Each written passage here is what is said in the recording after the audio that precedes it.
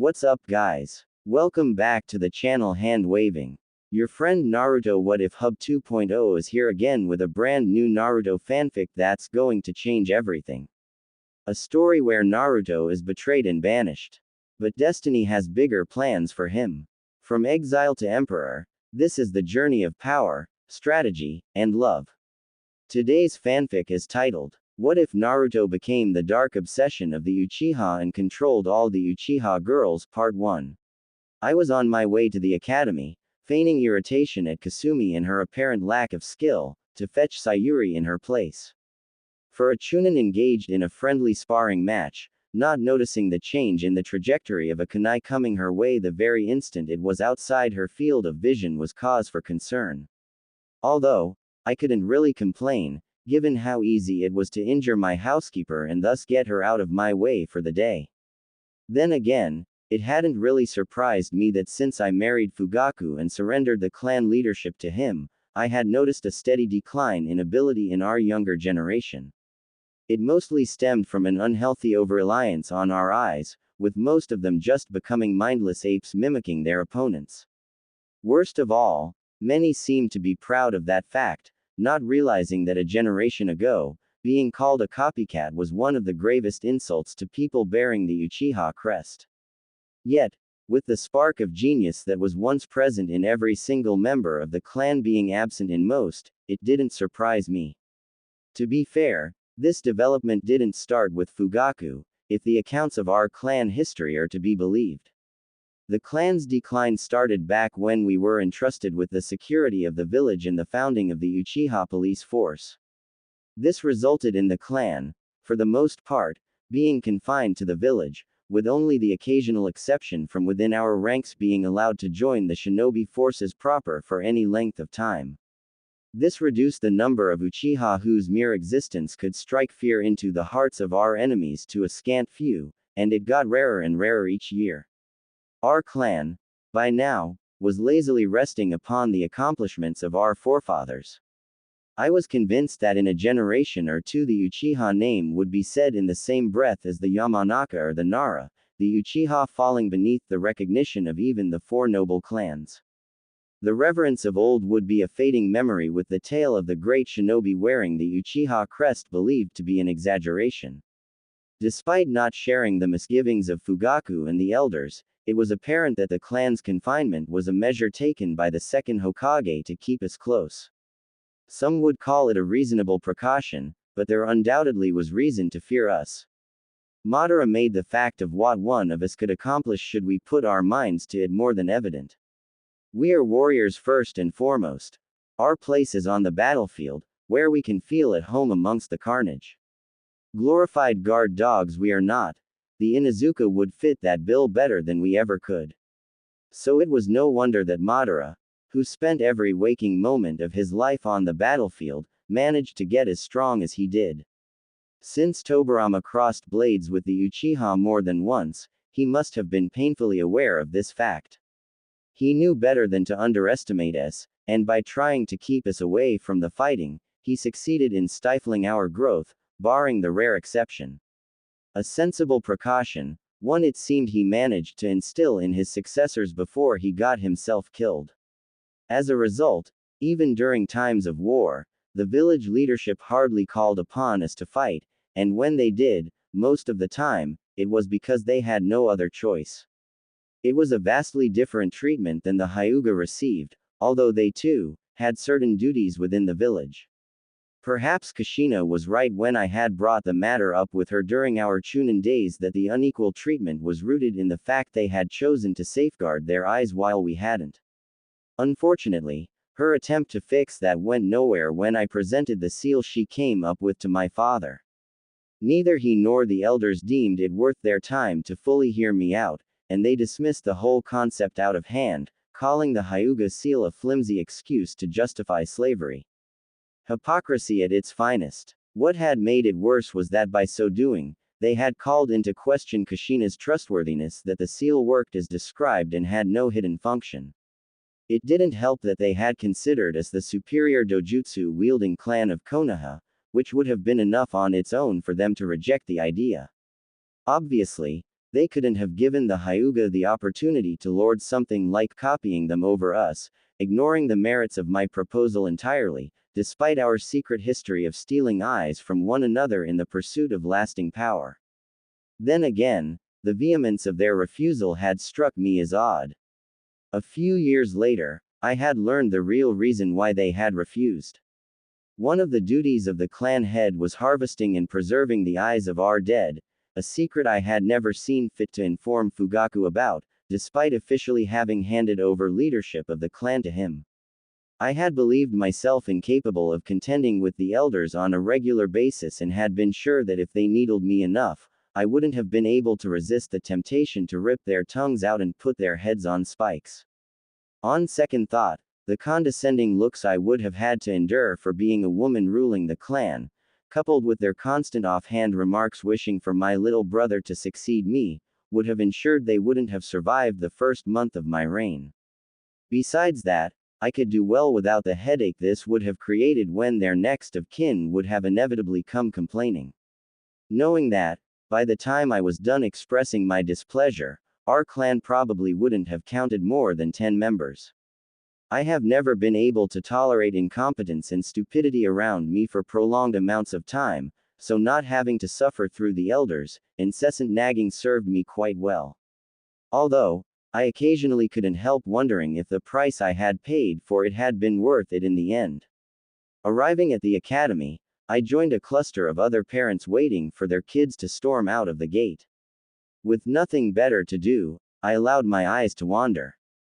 Besides, some parents or caretakers averted their gaze after seeing me. In some cases, they even went so far as unsubtly steering clear so as not to be seen associating with an Uchiha.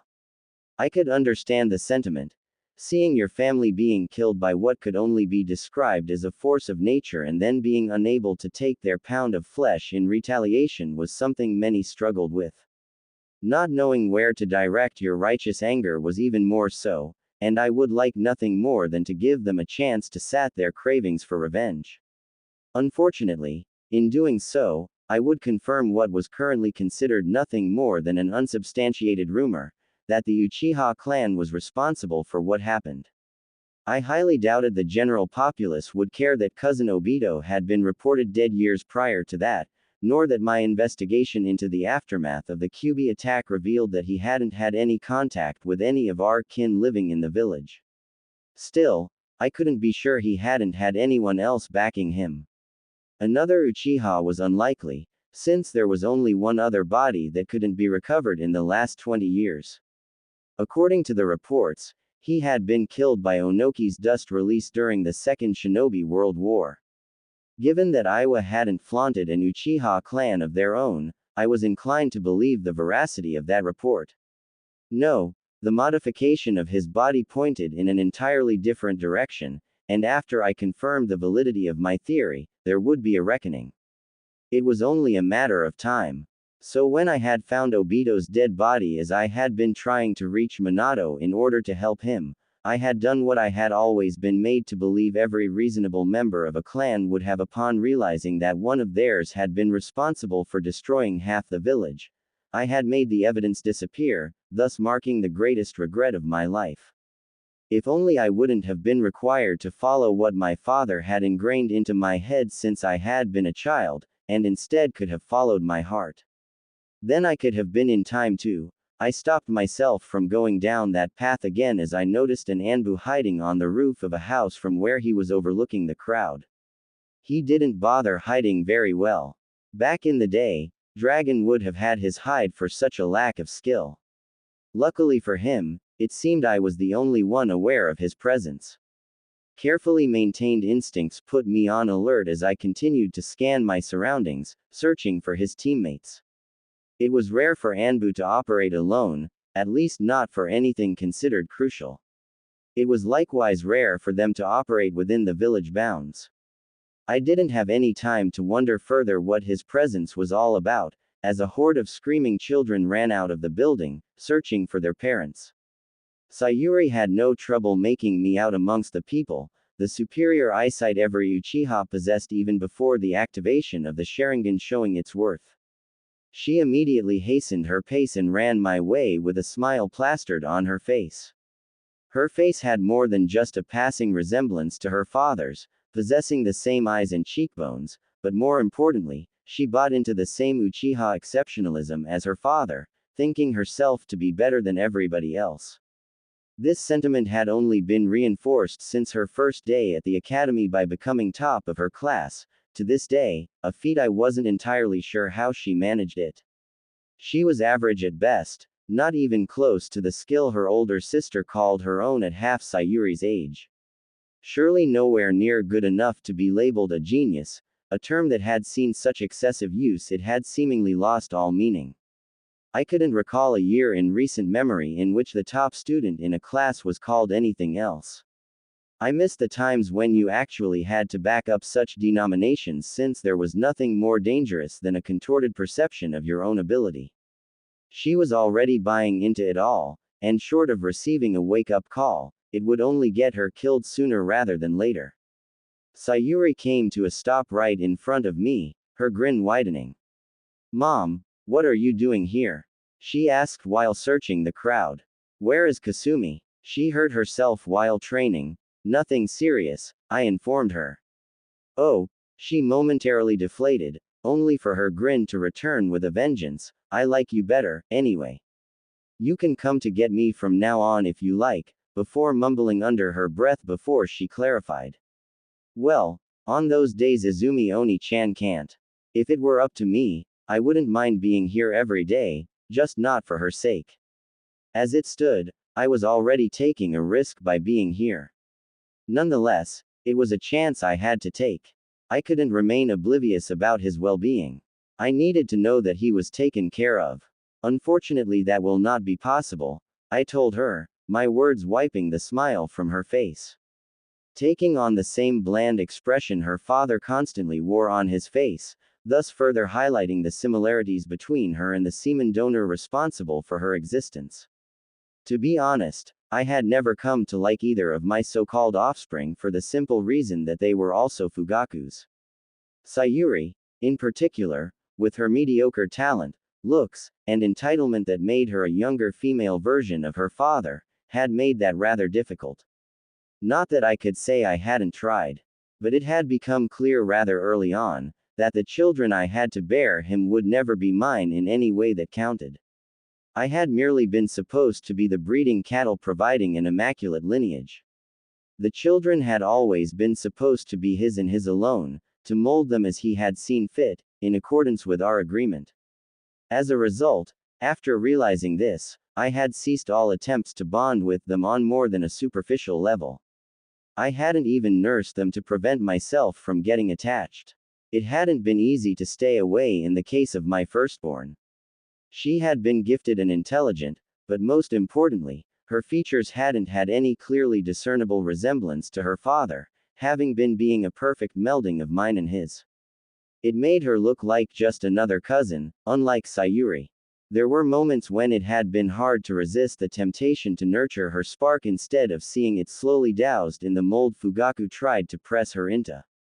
Seeing him gradually destroy one of the scant few in our clan who had actually possessed some talent had been difficult to bear. Naturally, she had easily exceeded her peers despite being under his tutelage, not that it had been challenging by any measure. She most likely would have managed it lobotomized and blinded. The problem was that by helping her, I would have had to renege on the agreement that had freed me from any kind of responsibility of leading a withering clan in exchange for 2 children and playing the perfect wife, his very own Yamato Nadeshiko. It had come to me easily enough. The role had not been very demanding, especially since I hadn't had to suffer his touch, not that I had believed myself to be capable of it. The very thought of it had turned my stomach. His daughters, whom had merely been the product of impregnating myself with the semen he had provided, had been cut from my body by myself 9 months later. After my first meeting with a prospective husband, I had known that none of them could ever hope to come close to anything resembling what I might have had with Kushina and Minato, the only family I ever had. Since then, I hadn't been given a choice other than to follow the suggestion forced upon me. Koto Amatsukami, The sole genjutsu I hadn't been able to overcome. I had chosen the lesser evil in Fugaku. He at least hadn't been twice my age and had been amicable to accept my deal if it brought him the clan leadership. I probably should have considered myself lucky because if not for my progenitors, the word father does carry an implied closeness that hadn't existed between us, lack of skill, and poorly worded instructions, the marriage would have been happily consummated. Any belief I might have held onto that this had been the result of a consideration on his part not to infringe on my mind, at least not any further than he absolutely had to, had been crushed just yesterday. He had overheard a reoccurring argument between me and Fugaku, during which Fugaku had expressed his displeasure about the two agreed upon children, both girls, and had demanded that we renegotiate the terms. My progenitor, realizing the loopholes he had left, had tried to rectify his mistake by attempting to use his eye on me again. I hadn't been able to break the compulsion he had already placed on me, but preventing a repeat had been well within my power. My rather violent objection had made sure of it, as I had taken his life and his eyes for myself. This had been an auspicious occasion since his eternal Mangekyo Sharingan had possessed the power to break any genjutsu, making it possible to remove my conditioning. As it turned out, it hadn't by far been the only instance he had used his eye on me to enforce a specific behavior. It had simply been that in all those other instances, he had thought it prudent to keep me from remembering, something he had decided to forego when he had compelled me to marry, to show me my place. It hadn't been until that moment that I had realized the full scope of how he had violated my mind over the years, how none of the decisions I had made throughout my life had truly been my own. It had also never occurred to me before that the reason I hadn't killed him and made him suffer for his actions could be rooted in another genjutsu placed on me years earlier. What had turned out to be his fatal mistake was not having altered how I perceived and reacted to threats, thus having allowed me to defend myself. Since I hadn't been keen for my mind to be played around with, I had considered him trying an attack upon my very being, as an attack on my life, and had reacted accordingly to it, using deadly force. I had been his puppet all along. An unwilling one for sure, who had fought against being manipulated using every loophole and trick imaginable, but a puppet, nonetheless. Every decision I had ever made had been influenced by his machinations. I had joined Anbu to spy on the village for him. My disinterest in leading the clan had stemmed from his not wanting me to be in charge. By marrying me off to somebody sharing his vision and making me hand over the clan leadership to my husband, he had avoided breaking the succession laws.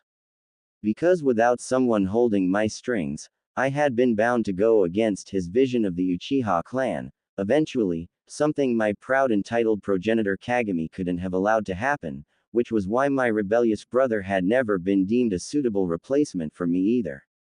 Compared to what I had lost by being forced to marry Fugaku, the son he always wanted, this hadn't even registered. It had never been my hurt pride at coming in second place at winning Minato's affection, or jealousy, that had prevented me from sharing my life with the only two people I had ever truly loved, but another compulsion. The truly unforgivable act, however, had been forcing me to keep my status as Naruto's godmother a secret, and for allowing the village to take custody of him, the last living piece of Minato and Kushina left in the world. My progenitor had even seen fit, given my proclivity to find ways around his compulsion, to steer me clear of every location I could potentially run into him. He obviously hadn't wanted the village to see an Uchiha associating with the host of the Kyuubi, thus stoking the rumors. Sayuri, no longer disheartened by my words, took my hand in hers and tried to drag me away, a futile attempt. My feet would stay rooted in place until I accomplished what I came here to do as I continued to scan the crowd for a yellow mop of hair. I vividly remembered the single instance I had seen him from afar just moments after his birth and the death of his parents. Watching the third removing the newborn boy from the grasp of his dead parents had been the worst thing I had ever witnessed.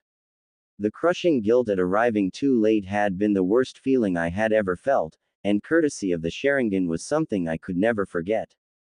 The memory had burned itself into my mind to never fade away, and it had haunted my dreams ever since. Just as Sayuri got tired of pulling at my hand and opened her mouth to complain, I found what I was looking for. A patch of yellow blonde hair made its way through the crowd. I trained my eye on him and didn't waste a moment following him. Sayuri's mouth escaped a sudden yelp as I dragged her along. The people surrounding us only allowed me a few fleeting glances at him, for the most part blocking my view. Where are we going, Mom? Our house is that way. Sayuri saw fit to mention. As he reached the edge of the area, the boy's way was obstructed by three boys standing in a loose circle next to the academy railings talking to each other. Without hesitating, he pushed through, grazing the shoulder of one of the boys, a mumbled, "Sorry," on his lips. The boys took a moment to look at each other, and the big-boned kid I pegged as an Akamichi asked, "Was that?" Only to receive two nods in response. A sadistic grin was the unspoken signal for them to turn around and pursue Naruto running. I increased my pace and directed chakra to my eyes. Immediately my perception sharpened, and the world seemed to move in slow motion. The Sharingan helped me to navigate the maze of people without having to clear the obstacles in my way with force. When I cleared the crowd and turned into the same street, I saw the tail end of the three older boys having Naruto in a headlock and maneuvering him into a side street. My jog turned into a full sprint as I closed the distance, dragging along a stumbling Sayuri. When I reached the mouth of the alleyway, the three older boys had Naruto against the wall, surrounded on all three remaining sides. "Mom, what are we doing here?" Sayuri asked. Only after a few moments in which I didn't respond did she follow my view. "Huh, what is that idiot doing picking fights?" The grip of my hand around hers suddenly strengthened considerably, threatening to crush her fingers. It took her screaming out in pain and trying to free her hand for me to realize what I had done. I released her hand and saw from the corner of my eyes how Sayuri was nursing her hand. "That hurt," she wailed. I ignored her and instead focused on what was happening in the alleyway. "Let me go, you big jackasses!" Naruto shouted. A hard shove against the wall stopped his attempts to push through the encirclement. Laughing, the brown-haired boy standing in front of Naruto said, "We might do that after you kneel before us and beg for forgiveness, demon brat." Neither he nor the third boy with his moss-green hair seemed to belong to a clan, lacking any of the typical features associated with them. This in turn called my initial assumption for the big-boned kid to be an Akamichi into question. A clan child should know better than to mess with a Jinchuriki. That was a term for which it was hard to put my disdain into words because none of the three people I knew who had qualified for carrying that distasteful designation deserved to be called human sacrifice. More importantly, how did they even know about Naruto's status? Wasn't it forbidden to talk to kids about it? The Anbu from before sunshined on top of the wall the boys were standing next to, interrupting my thoughts. This could only mean one thing. That he was Naruto's protection detail. So far, I wasn't impressed with his performance. As pleased as I was at his presence for rendering my interference redundant should this get out of hand, it also complicated things. It prevented me from making contact with Naruto if I didn't want the Hokage and Danzo to know about it. Just being here might suffice for my name to appear in the mission report of that Anbu operative. Another foiled escape attempt from Naruto made them change their strategy. "Hold him," ordered the brown-haired boy. Naruto wasn't given a chance to react as the two remaining boys grabbed one of his arms each, holding him in place. "I'm really gonna enjoy this," he proclaimed as he took a loose stance and punched Naruto in the stomach. The hit from the older boy, who was a full head bigger and at least 2 years older than Naruto, made him retch in pain. The only thing stopping him from crumbling into a ball on the floor were the hands holding him upright. I balled my hands into fists, and my head tilted upwards, glaring at the Anbu operative. Since he hadn't intervened yet, I wondered what it would take for him to do so. Meanwhile, the brown-haired boy threw his second punch, a well-placed right hook that made Naruto sputter blood on the big-boned kid's shirt. "Hey, careful," He protested at his friend, taking a step to the side. My bad, the brown-haired kid apologized, scratching the back of his head. Just make sure it doesn't happen again. It's bad enough I have to touch him. Hearing this, I clenched my fist even harder, my nails painfully digging into the palm of my hands, and one thing became abundantly clear to me: my progenitor's death came far too swiftly and easily. He deserved to suffer for months on end. He should have died begging for his death. Nodding, the brown-haired boy returned to his stance and once more landed a devastating hit on Naruto's stomach that lifted him from the ground. Despite that, the Anbu continued to observe and didn't see fit to act at seeing his charge being pummeled. I, however, had seen more than enough, kicking up a thumbnail-sized stone at my feet straight up into the air. Waiting for the stone's descent, I kicked it again shortly before it could touch the ground, propelling it at Naruto's attackers. A dull sound resounded as the stone hit the moss-haired boy facing away from me in the back of his head. The force of the hit made him stumble forward, releasing the grip on Naruto's arm at the exact same time the brown-haired boy swung his fist for the fourth time. The sudden absence of a hand pulling Naruto right made him move left. Taking full advantage of this momentum and putting everything into his strike, Naruto smashed the big-boned boy's face. The boy's nose broke with a loud crunch. Dazed, he stumbled backward and fell over his own feet. At the exact same time, the brown-haired kid fist made contact with the wall at the very spot Naruto's head had been just a moment earlier. A painful yelp escaped him as he withdrew his hand and cradled it against his body. Naruto didn't waste any time and took advantage of the opening I had created and viciously attacked the sole remaining and still standing opponent. The Anbu operative's gaze, perched on the roof, fell on me. Falling right into my trap. The moment our eyes met, I put him into a genjutsu rooting him in place. An instant later, my attention returned back to Naruto. His form was off as if he had never received formal training in the academy. His wide swings were something you would expect to see in a brawl between civilians, not a fight between academy students. Despite this apparent lack of skill, his punches were undoubtedly powerful, judging by the reaction whenever his fists made contact with his opponent's body. The brown-haired boy's one-handed attempts at protecting himself were awfully inadequate. Naruto's attacks were about to overwhelm his opponent any moment now. Unfortunately, it was time he didn't have, as the green-haired boy with the broken nose was moments away from rejoining the fight. Sayuri, go help Naruto, I ordered, in an attempt to even the odds. Crossing her arms in front of her chest, she hissed, helping that idiot? Definitely not. I couldn't help but notice that this was twice now she had insulted Kushina's son, 2 times too many, and I would make her regret it. Sayuri's refusal wasted precious seconds, seconds that would have allowed her to arrive just in the nick of time to intercept Naruto's second adversary before he could rescue his brown-haired friend from the brink of defeat. A yell was all the warning Naruto got before the green-haired boy rejoined the fight by delivering a kidney shot from the side. The powerful punch made Naruto stumble against the wall, aborting his flurry of attacks. The newly opened up distance created a short lull in the fight that Naruto tried to use to recover, but he wasn't the only one taking a breather. The green-haired boy used the time to wipe the blood from his face that continued to run down his crooked nose. His brown-haired friend, worse for wear, raised himself up from his defensive shell to his full height. Touching his busted lip, he gave Naruto a hateful glare. What I found most curious was the labored breathing the brown-haired kid tried to get back under control, whereas Naruto's breathing was hardly accelerated even though he had exerted himself to a far greater degree. It was a testament to the famed endless Uzumaki stamina. With a nod shared between the two kids, they once more advanced on Naruto, trying to flank him. Naruto, who had leaned against the wall, pushed himself upright and put up his guard for round 2.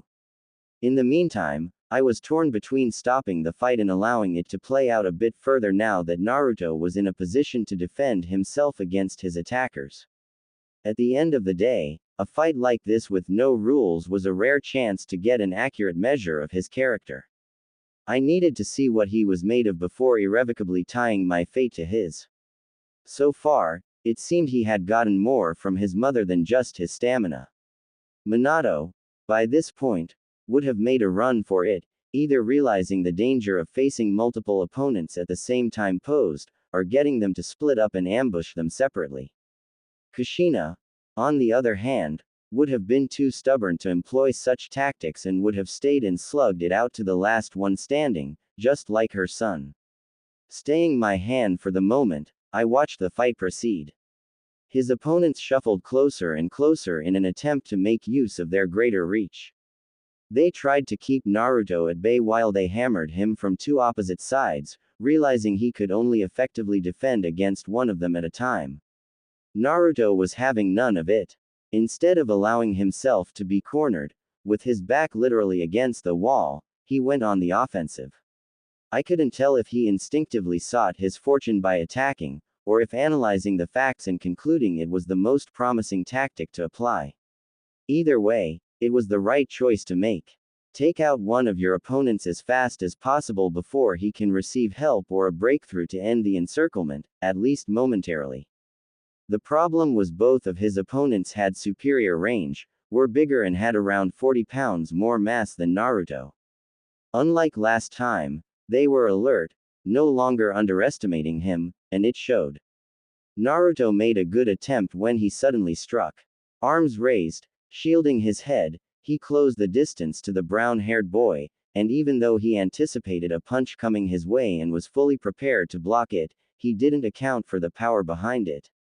The straight aimed at his head, although not penetrating his guard, slowed down his advance, if just barely. This resulted in him ending up a few inches short of where he would have been if not for that hit. A few inches in a fight can make all the difference, as Naruto learned the hard way when his right hook swished past his opponent's chin straight through the hole in the brown-haired boy's guard that opened up when he had thrown the straight. A slight miscalculation of distance, or depending on one's perspective, a miscalculation of timing now that he missed, made the fight far harder. Another straight from his backtracking opponent that ended in Naruto's guard stalled his advance again, long enough for the green-haired kid to move behind him.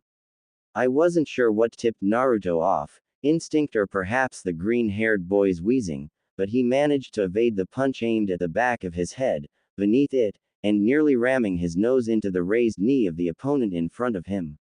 Only his fast reaction, catching the knee with both hands, let him escape the same fate as the green-haired boy and prevented him from getting his nose crushed. Unfortunately, with his hands occupied, the middle kick from the green-haired kid hit home. Naruto was struck an inch above his hip and stumbled backward, in the direction of the big-boned kid my stone throw had taken out. The two standing opponents drew closer from the front, trying to herd him closer to their downed friend. I didn't think he would be in any condition to render them any help for a bit longer, since he was still dazed, lying on the floor and arms raised protectively over his head, nursing his injury. Neither did I think it was what they had planned. It was more likely they hoped to get Naruto to trip over their friend to give them a chance to pin him on the ground, which, if successful, would end the fight decisively in their favor.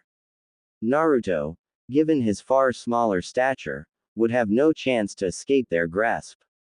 They relentlessly attacked Naruto, who tried to minimize the damage he suffered by putting up his arms and curling in upon himself, thereby reducing the surface area that could be struck. Meanwhile, he was waiting, looking for the opportunity to launch a counterattack. An opportunity he realized, after one punch after the other battered his defense, with some even penetrating it, wouldn't arise if he didn't create it himself. His opponent's longer reach, double the number of limbs, and doing their best at covering each other's mistakes sufficed at keeping him at bay. He chose to do it in a way that would have made his mother proud and embarrassed in equal measure. Proud because I knew for a fact she had done the same at least once, leaving no doubt that Naruto was definitely her son. Embarrassed because it was a stupid thing to do. No one in their right mind would forego defense and decide to trade blow for blow. Still, that was what he chose to do. Without any regard for his health, he was giving as good as he got as the three of them were beating each other bloody. A punch followed by a punch, a kick by a kick, with the occasional counter mixed in. It made predicting who would win a thing of impossibility. The outcome would be determined by who could take more punishment, something I usually would never dare bet against an Uzumaki and certainly not against Kushina's son On, but it might just as well come down to who landed the lucky punch. Given that Naruto was fighting against two, the odds were not in his favor. Additionally, I had no intention of allowing for the off chance his spirit could end up broken by losing a meaningless fight in a side street. I was about to step in and put an end to the fight when there was a sudden shift. Naruto, who until mere moments ago had been severely struggling, with his defense entirely consisting of the occasional block, and out of nowhere, added parries to it. This allowed him the masterful deflection of even their fastest attacks.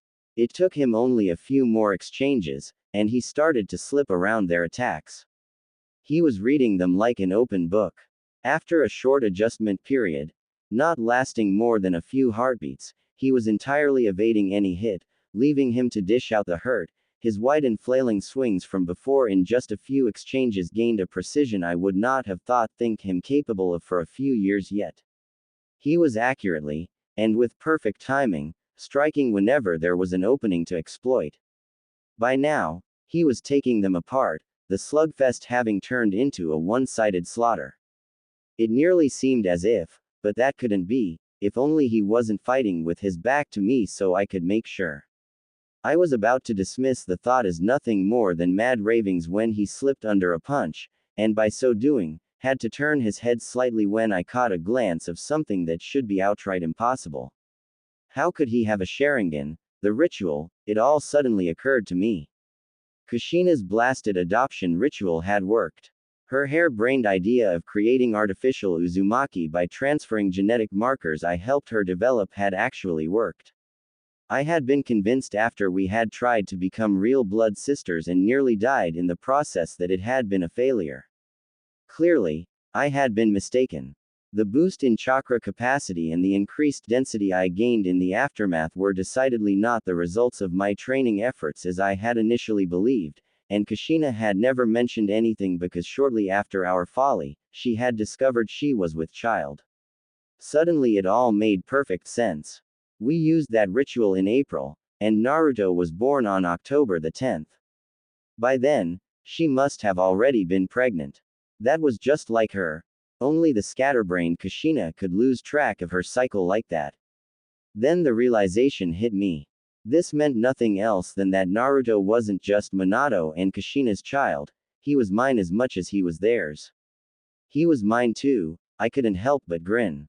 Convinced of Naruto's impending victory, my focus wavered, and I allowed myself to get distracted by my thoughts. As a result of that momentarily slip, I only registered the steps behind me as they came to a sudden stop. What the was as far as the shrill voice of a rotund woman managed to get when my eyes landed on her. She stilled instantly as I put her in a genjutsu and made her walk into the mouth of the alley to avoid attracting undue attention.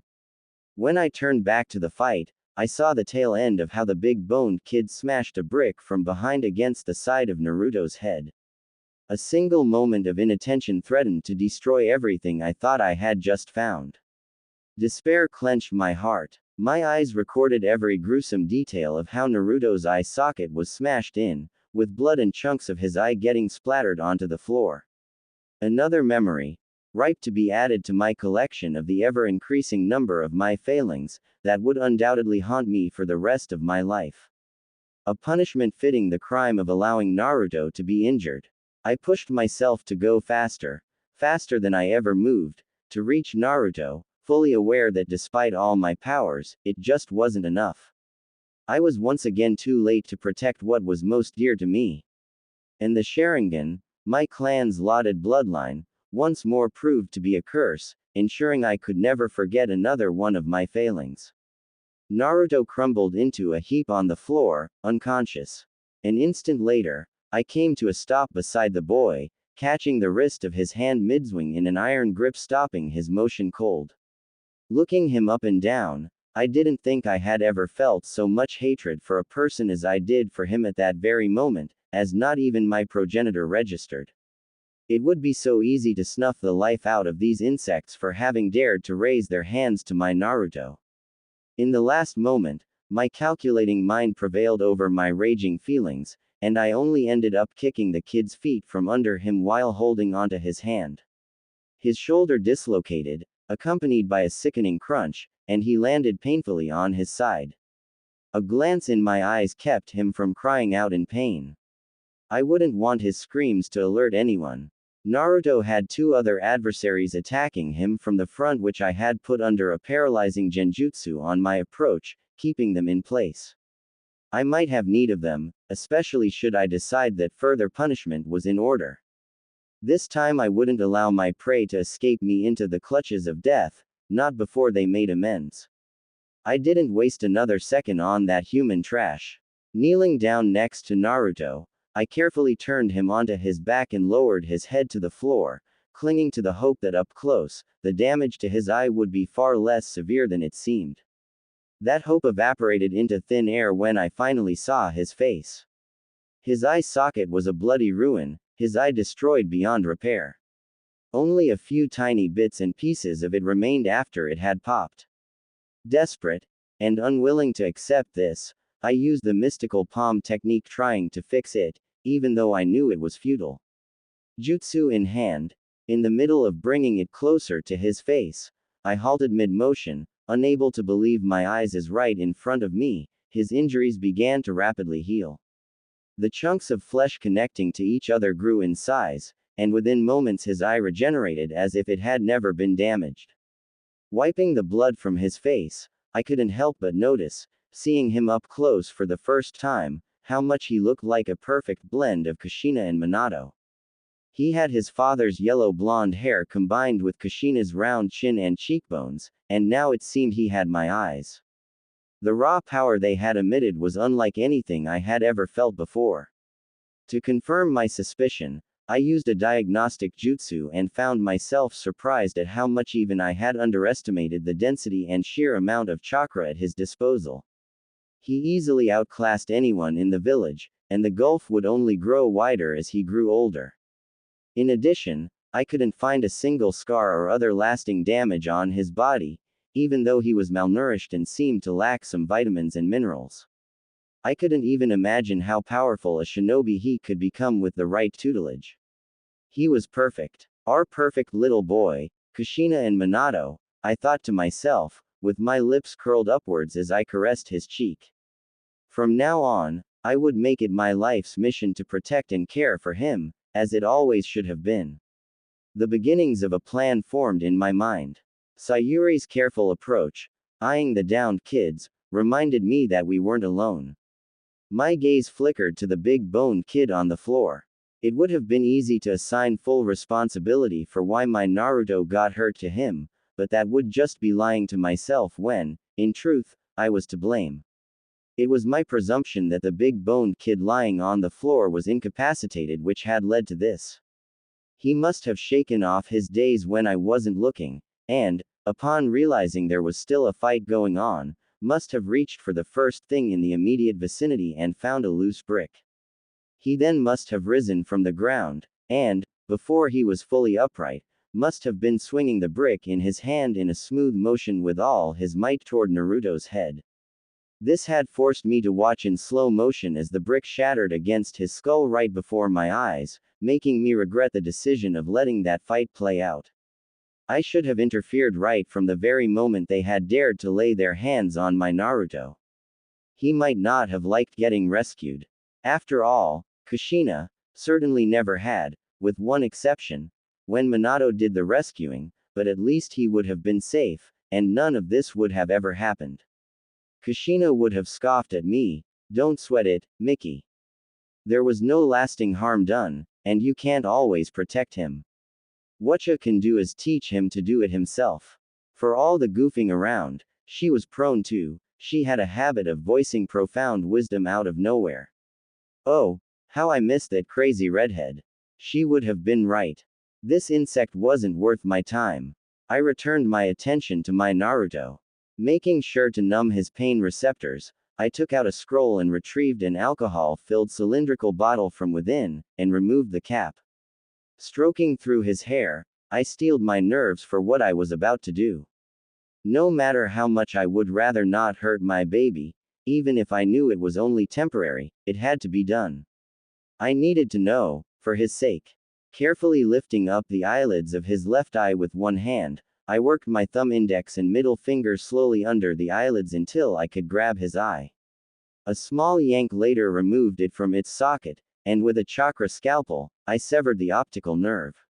I waited, holding the eyeball in my hand until I saw him regenerate the eye I just took, and only then placed it in the bottle and proceeded to take his other one.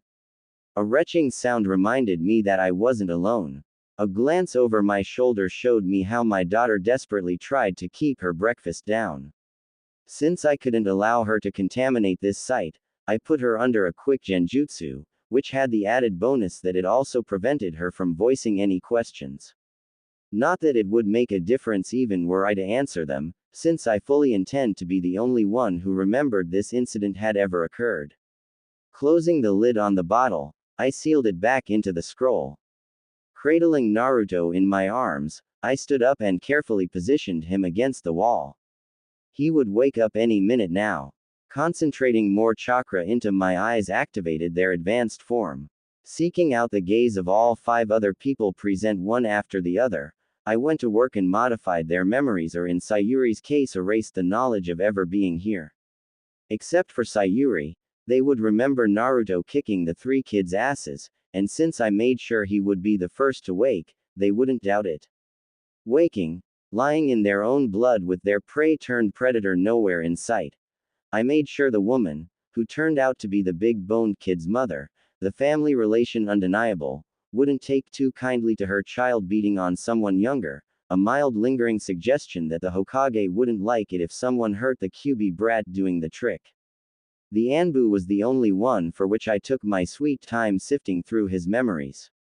They were a treasure trove of information, although most of it was not really useful to me other than learning that Anbu were used with increasing frequency to watch the Uchiha compound and to shadow its members when outside. The only conclusion to be drawn from this was that we were under surveillance. Since I doubted he would risk alienating a founding clan over rumors, he must have had some credible intel to motivate this course of action. I suspected someone inside the clan was willingly or unwillingly feeding the village information. Pondering that for a moment made my oldest offspring and my little brother the most likely candidates. They were amongst the small number with the necessary skill, had ties outside the clan, and given they both were Anbu enjoyed the trust of our village leader. I had known Fugaku would be an obstacle to my plans, but I had assumed for entirely different reasons, and this certainly complicated things. If I wanted to preserve the clan as a tool, dedicating it to one goal and one goal only, safeguarding Naruto, then taking drastic measures was inevitable. The infestation that had brought the clan low need to be cut out, root and stem, to allow for a new beginning. Only this time, I would personally make sure it was done properly. Sayuri, come here. It is time to go home, I informed her, putting out my hand for her to grab it. There are some important errands I have to run. Lying in my bed under my covers feigning sleep, I listened closely to every sound in my surroundings. I could hear Fugaku snoring from his room at the end of the hallway, the friction of Sayuri's blanket brought about by the lifting and lowering of her chest, and absolute silence from Azumi's room. A casual look into her memories during supper disclosed that she was out guarding my Naruto tonight. She would have been the only person in the house I would have had to take extra precautions not to wake. Unlike Fugaku, she was taking missions outside the village. Her senses and instincts had been honed by regular brushes with death. Outside the house was a different matter. From the memories of my Naruto's Anbu detail, I knew they were watching our clan compound. It had been rumored among those of us who regularly wandered into the village proper that the number of Anbu operatives around our compound had seen a notable uptick in recent months, a rumor I knew to be true since my run-in yesterday. This was odd for a variety of reasons, the most important being that they weren't supposed to be policing the inside of the village. Their stated purpose was to guard vital infrastructure, the Hokage, and the village against outside threats. Since they had apparently been tasked with watching us, it indicated that the village leadership no longer trusted us. This fact, at least according to Fugaku's memories, was responsible for swaying most of the undecided and reluctant to see things his and my progenitor's way. It was getting harder to deny the reality that the noose around our necks was getting tighter every day and that this was no longer about someone's pride being hurt, or the villagers not showing the clan the respect and deference it was due according to them, but about survival. At this point, helped along by the village's actions, their coup was the inevitable consequence. For all I cared, they could go and kill one another until there was no one left. Regrettably, however, the clan still had some uses for my Naruto and me. And in order to submit them to their rightful purpose, I needed a few things from the Uzumaki compound. Since I couldn't afford to be seen going anywhere near it, I had to make certain my absence wouldn't be noticed. To that effect, the ability I had gained from Obito's Mangekyo Sharingan proved to be useful. Unlike Minato's Hiraishin no Jutsu, which connects the ceiling array on his body to one of his markers like a door he can step through, Kamui puts a room between those 2 points. This comes with its own sets of advantages and disadvantages. One of the foremost advantages is that it allows the user, once inside the room, to open a door virtually anywhere. It suffices to imagine where you want to go for a door to appear, which is another advantage of the jutsu. Just because there is a door doesn't mean you have to cross the threshold. On the contrary, once a door is summoned, it can be used to look upon the other side. Admittedly, the view is distorted and colorless, and no sound goes through. Unless you move your eyes past the threshold, which will make them visible on the other side. It's quite different from how Minato described pinging one of his tags, a short burst presenting him with a snapshot of the immediate vicinity of his tag's location as his detection jutsu washes over the surrounding area. This, given enough tags, gave him complete awareness of what was going on a battlefield, not limited to just one point of view that was slow in altering its angle and relative position. Thus, Kamui certainly wasn't the best spying or battlefield awareness jutsu imaginable, but it served my momentary needs rather well. It allowed the repeated creation of doors high up in the air around the Uchiha compound to search for hidden Anbu operatives. The bird's eye view combined with the superior eyesight of the Sharingan allowed me to identify their hiding spots nearly effortlessly. With chakra sensors that were worth anything being rarer than a drop of water in the desert, and the occasional sensor the Yamanaka clan produced hardly deserving the name, I only had to make certain that no Hyuga was amongst those watching us since I doubted one of them would miss my sudden disappearance. The animal mask and cloak most solely relied upon to hide their identity made identifying the Anbu clan affiliations difficult, but it was not impossible if one knew what to look for. In the case of the Hyuga, they had a particular lithe build, essentially no calluses from holding kunai or other weapons on their hands, and they rarely, if ever, turned their heads. While one of those factors alone was insufficient to tell, finding all three made it a near certainty that it was a Hyuga. Fortunately for me, there didn't seem to be one among them. It was no great surprise the number of Hyuga who found themselves in Anbu was relatively low. Not because of lack of skill on the Hyuga part, Dragon would have given his right arm and leg for a mere dozen of them. Their ability to gather intelligence was unmatched, but the caged bird seal made branch members liabilities since they come equipped with torture and deadman switches not under the control of the village. As a precaution, I also looked outside the Uzumaki compound. All it would take would be a single Anbu seeing me appear out of nowhere to ruin it all. It was presumptuous to assume that the residence of the former Hokage wouldn't be watched, despite it being protected by seals Uzushio would have been envious of. According to Kushina, Uzushio's downfall hadn't gone by Mito without leaving marks. She used the last years of her life to turn the already formidable protected Uzumaki compound into a venerable fortress. Kushina, on more than one occasion, Jokingly said other OBAA sans would take up knitting in their old age to pass the time, while hers devised new ways to dismember and kill any uninvited visitors. If only half the things I was privy to were accurate, I didn't doubt for a single moment that Obito would have had a few very bad last few seconds had he dared to attack Kushina within her home. Still, thinking about this made me furious, because if not for those precautions the first thought up, she wouldn't have had to give birth inside a cave to protect his precious village, and Kushina would still be alive. The assumption alone, that no one in the decades since it was built would have stumbled over that secret cave just a few leagues away from the village and deduced its purpose, was outright presumptuous, but the illusion had to be maintained, which was the reason the few Anbu who accompanied them couldn't have been from a clan. God forbid someone with actual skill being part of the team guarding the sitting Hokage, his wife, and their soon-to-be infant child. If not for Hiruzen losing his wife in the attack, a woman I was convinced he had loved, I would have made sure he wouldn't have lived a day past the attack, since one could argue he was one of the few who profited from their demise. Still, no matter how hard I tried, I could never shake the suspicion that there was more at play here than even Obito's part suggested. With him dead at Minato's hands, I wasn't sure I would ever get the answers I was looking for. While my thoughts had run rampant, I had finished scouting the compound looking through the tiers in reality. Watching it from a dozen elevated positions confirmed that no one was anywhere near it, let alone watching it. My caution momentarily satisfied, I vanished beneath my blankets and reappeared inside my Kamui dimension. Reaching beneath my nightgown, I retrieved a sealing scroll. I changed into the outfit the scroll contained, consisting of a black unmarked mask, some simple black pants, a black shirt, and a black hooded cloak.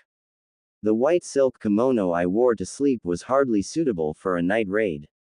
Steeling myself, I reappeared in front of the main gate of the Uzumaki compound. This was it, the moment of truth. I would either get my hands on everything needed to put my plan into action, or it would all go up in flames, and with it, the best chance to provide a better life for my Naruto. Taking one last deep breath, I placed my hand on the Uzumaki swirl adorning the stone gate.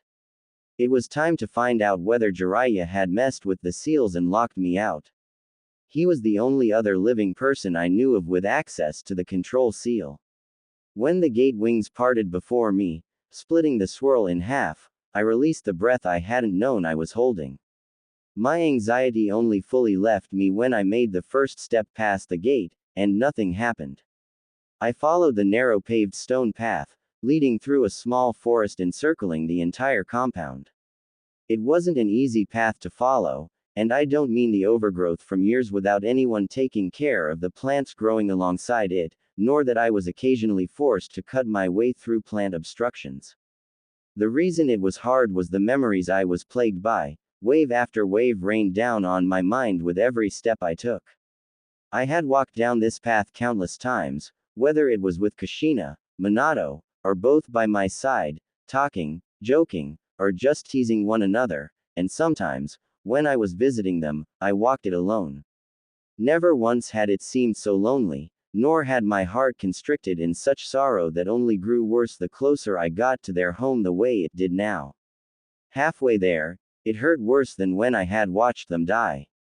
Deep down, a part of me must have been unable to accept the reality and still held on to the hope they were alive and well, living happily with Naruto right behind the next hill.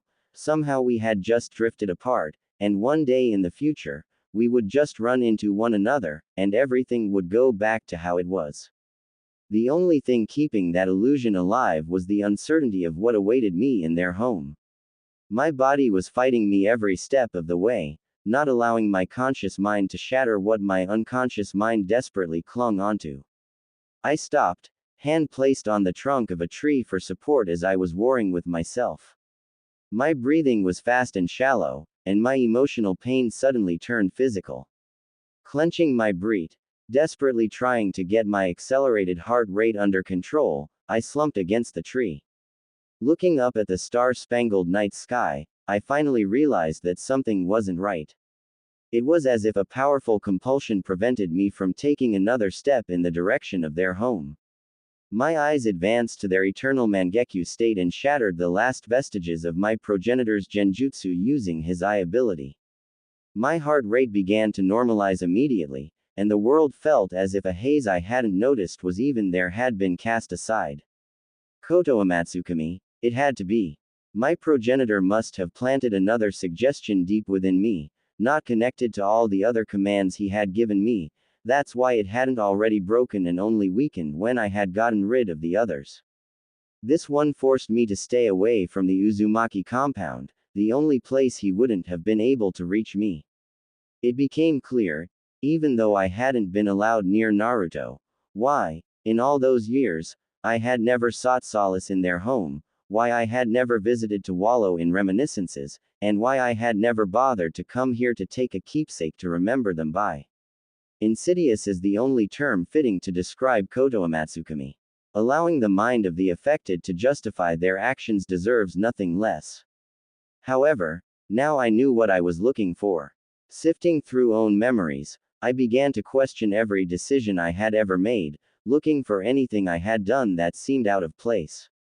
It was only when I was completely convinced that this time it really had been the last genjutsu compelling me and that I had fully regained my free will did I stand up and resumed my travel. Emerging from the forest, I came to a stop on the small hill overlooking the enormous building complex in the middle of the clearing. It was a sobering sight to see the once beautiful and well cared for garden from my memories covered in weeds. Their growth had gotten rampant with no one here to rein it in, choking the life out of crops, herbs, and flowers. It wouldn't stay that way for long if I had anything to say about it. At a measured step, I cleared a path through the greenery right up to the front porch of the main building. Placing my hand on the handle was all it took for the door to swing open. Compared to the garden, the inside of the house was the complete opposite, spotless and clean. My first stop was the master seal in the basement. I had been in this remote part of the house only once before. During Kushina's pregnancy, shortly after she asked me to become Naruto's godmother, she had led me through this part of the house until we ended up in front of a heavily reinforced door. She, with a sheepish smile, had reached above the doorframe, and her hand had come back with a key. She had then proceeded to use the key to open the door. Standing before the very same door, I, too, reached above the doorframe and swept for the key I hoped was still there, since getting access to what was behind that door was instrumental to my plans. When my fingers curled around what I was looking for, it took a load off my mind. The key was warm to my touch, a step below being unpleasant, and vibrated in my hand, making its displeasure at being wielded by a non-Uzumaki known. It felt like only yesterday that Kushina had had a stern talk with it, explaining in great detail the concept of a godmother before the key allowed me to so much as touch it. It helped to put into perspective why the whole world considered all Uzumaki to be nuts. Talking to a key, you couldn't make that up. As I placed my hand on the wall, the lights adorning it flared to life, illuminating the spiraling staircase leading deeper into the basement, leading into a small antechamber containing only a single monstrous door on the opposite side of the stairs. Time had done nothing to lessen the impression I got from the door since the first and only time I had visited. The intricate seal carvings adorning it still gave me that ominous feeling that a single wrong step could be my last. Looking down at the key in my hands, I couldn't help myself and addressed it. I'm aware you don't like me, but I need to get into the vault. It's important to protect Naruto, Kushina-chan's son. I couldn't be sure if it would do me any good in dissuading the key from having me killed, but it at least calmed my nerves. I got my answer when the key's temperature sank. Not wasting any more time, I put the key into the door and with bated breath, waited for the heavy double doors to swing open and give way to the extensive library full of scrolls hidden behind them. Although not nearly as extensive as the Uchiha library full of jutsu we stole with a glance since the conception of our clan, it was still an impressive collection of knowledge encompassing every field of jutsu imaginable, the sole exception being the fuinjutsu section. I doubted there existed a more comprehensive collection in all of the elemental nations short of the lost Uzumaki library on Uzushio. Fuinjutsu was a shinobi art that wasn't really practiced inside the Uchiha clan since it was the one art in which our eyes didn't grant us a noteworthy advantage over others. While it was helpful to be able to commit a once-seen unencrypted seal memory with perfect clarity, it did little to help one's understanding of it.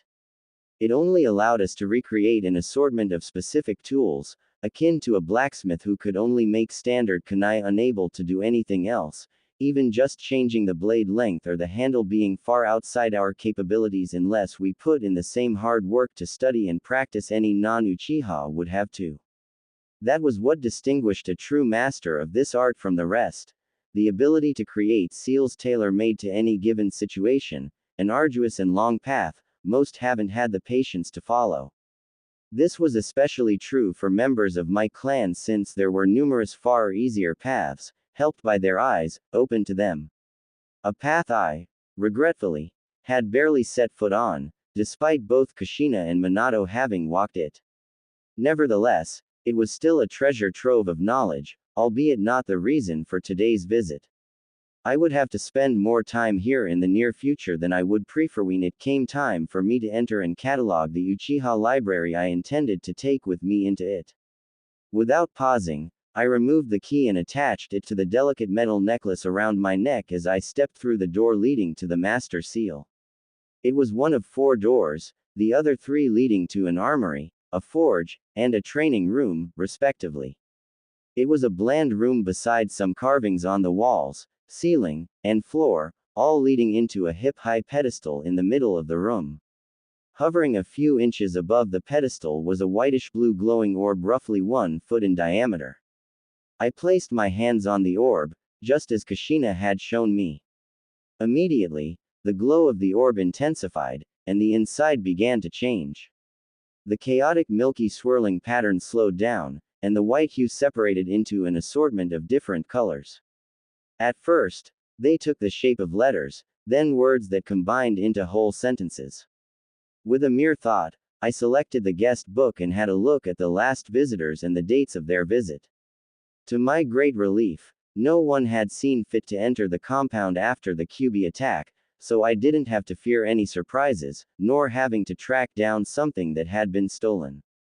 After another thought, I found myself staring at the compound's access list. My name was listed under Administrator, which I had assumed would be the case. The death of Kushina and Minato had promoted my prior status, and just as I suspected, I wasn't the only one whose status had been bumped. Jiraiya's name was right next to mine. With what I had planned, the last thing I wanted to deal with was him having access to this house. Nothing good would come of his meddling, not that he had any right to, after abandoning my Naruto.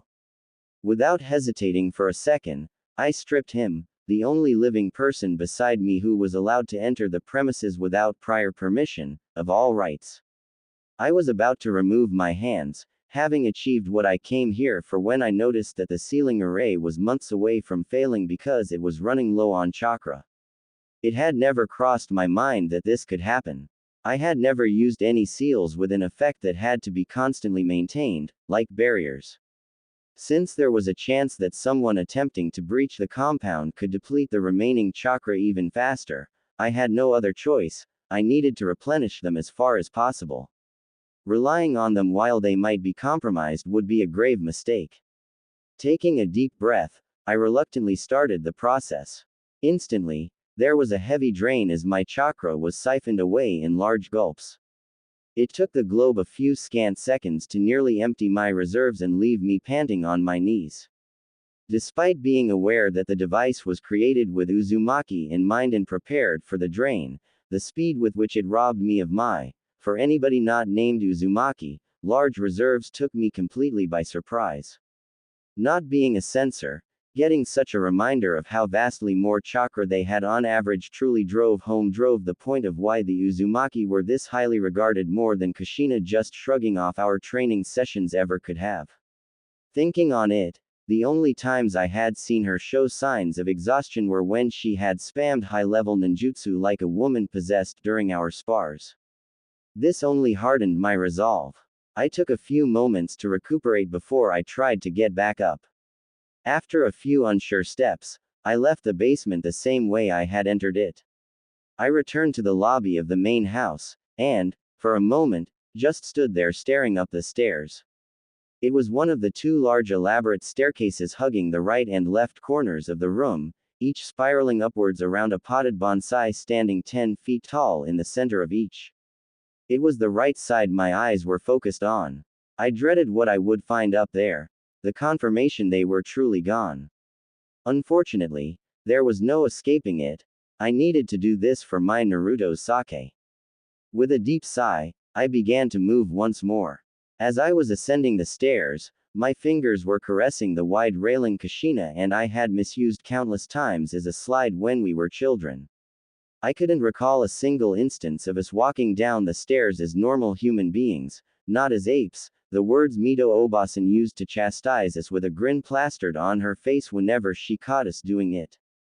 This was it, the final step, one more, and I would be on the second floor proper. From there, it was 20 more steps to Kushina's room, the first door to the right. I shook off the trepidation threatening to draw me into its grasp once more and at a hastened pace, closed the distance.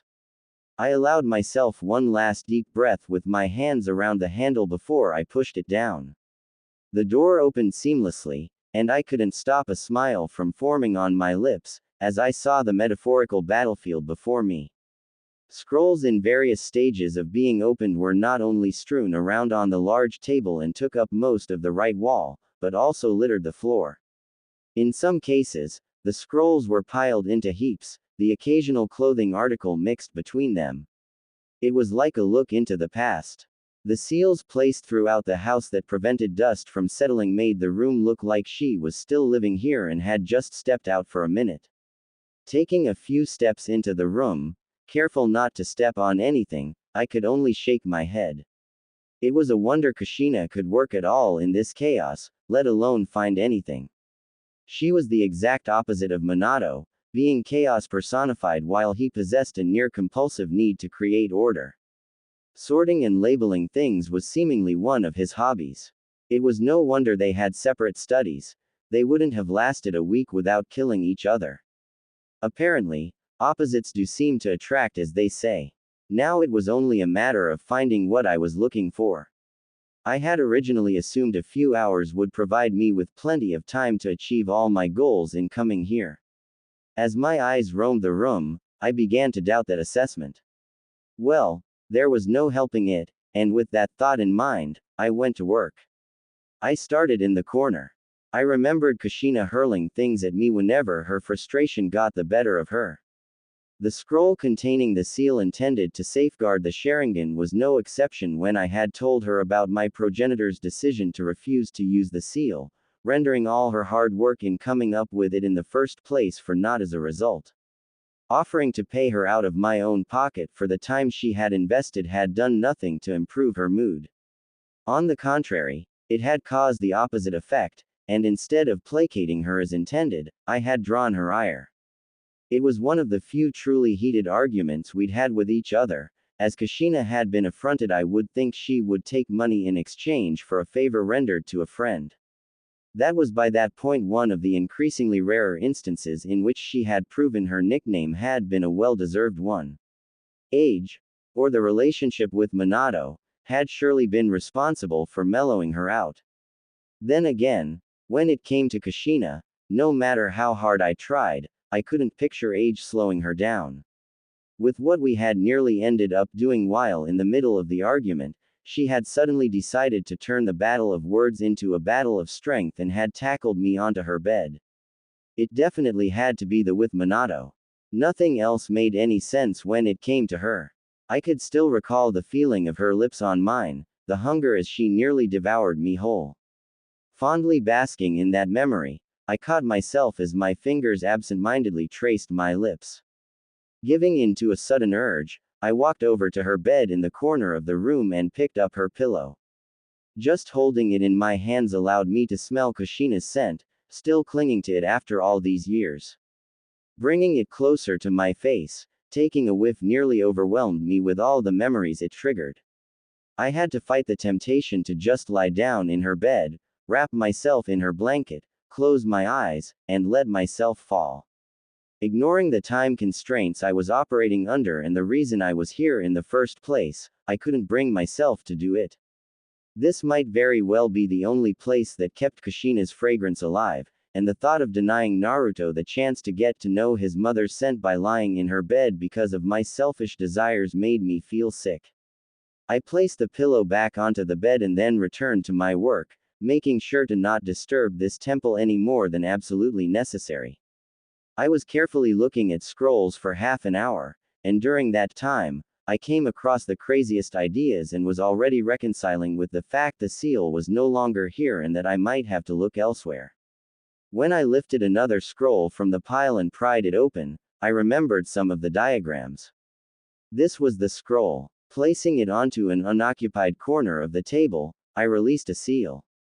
A device about the length of a kunai of cylindrical shape with a handle piece appeared.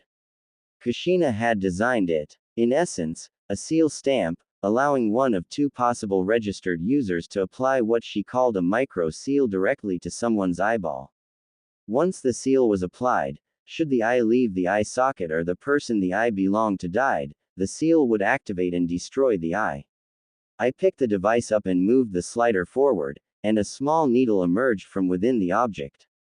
All it would take to apply the seal to someone's eye would be pressing it against someone's eyeballs and pushing a little chakra into the handle. Creating a seal no bigger than a dot, it was so small it was barely visible. Moreover, if placed on the eye while the pupil was looking upwards and pulling the eyelid aside, it could be completely hidden, making a distinction between an eyeball with the seal and one without impossible short of a close-up inspection. No one else would ever know it was even there to begin with, meaning that, unlike the Hyuga cursed seal broadcasting for the whole world to see that stealing their eyes was for naught, I had to tell people of its existence to dissuade them from even trying. This was half the reason for such seals to exist in the first place.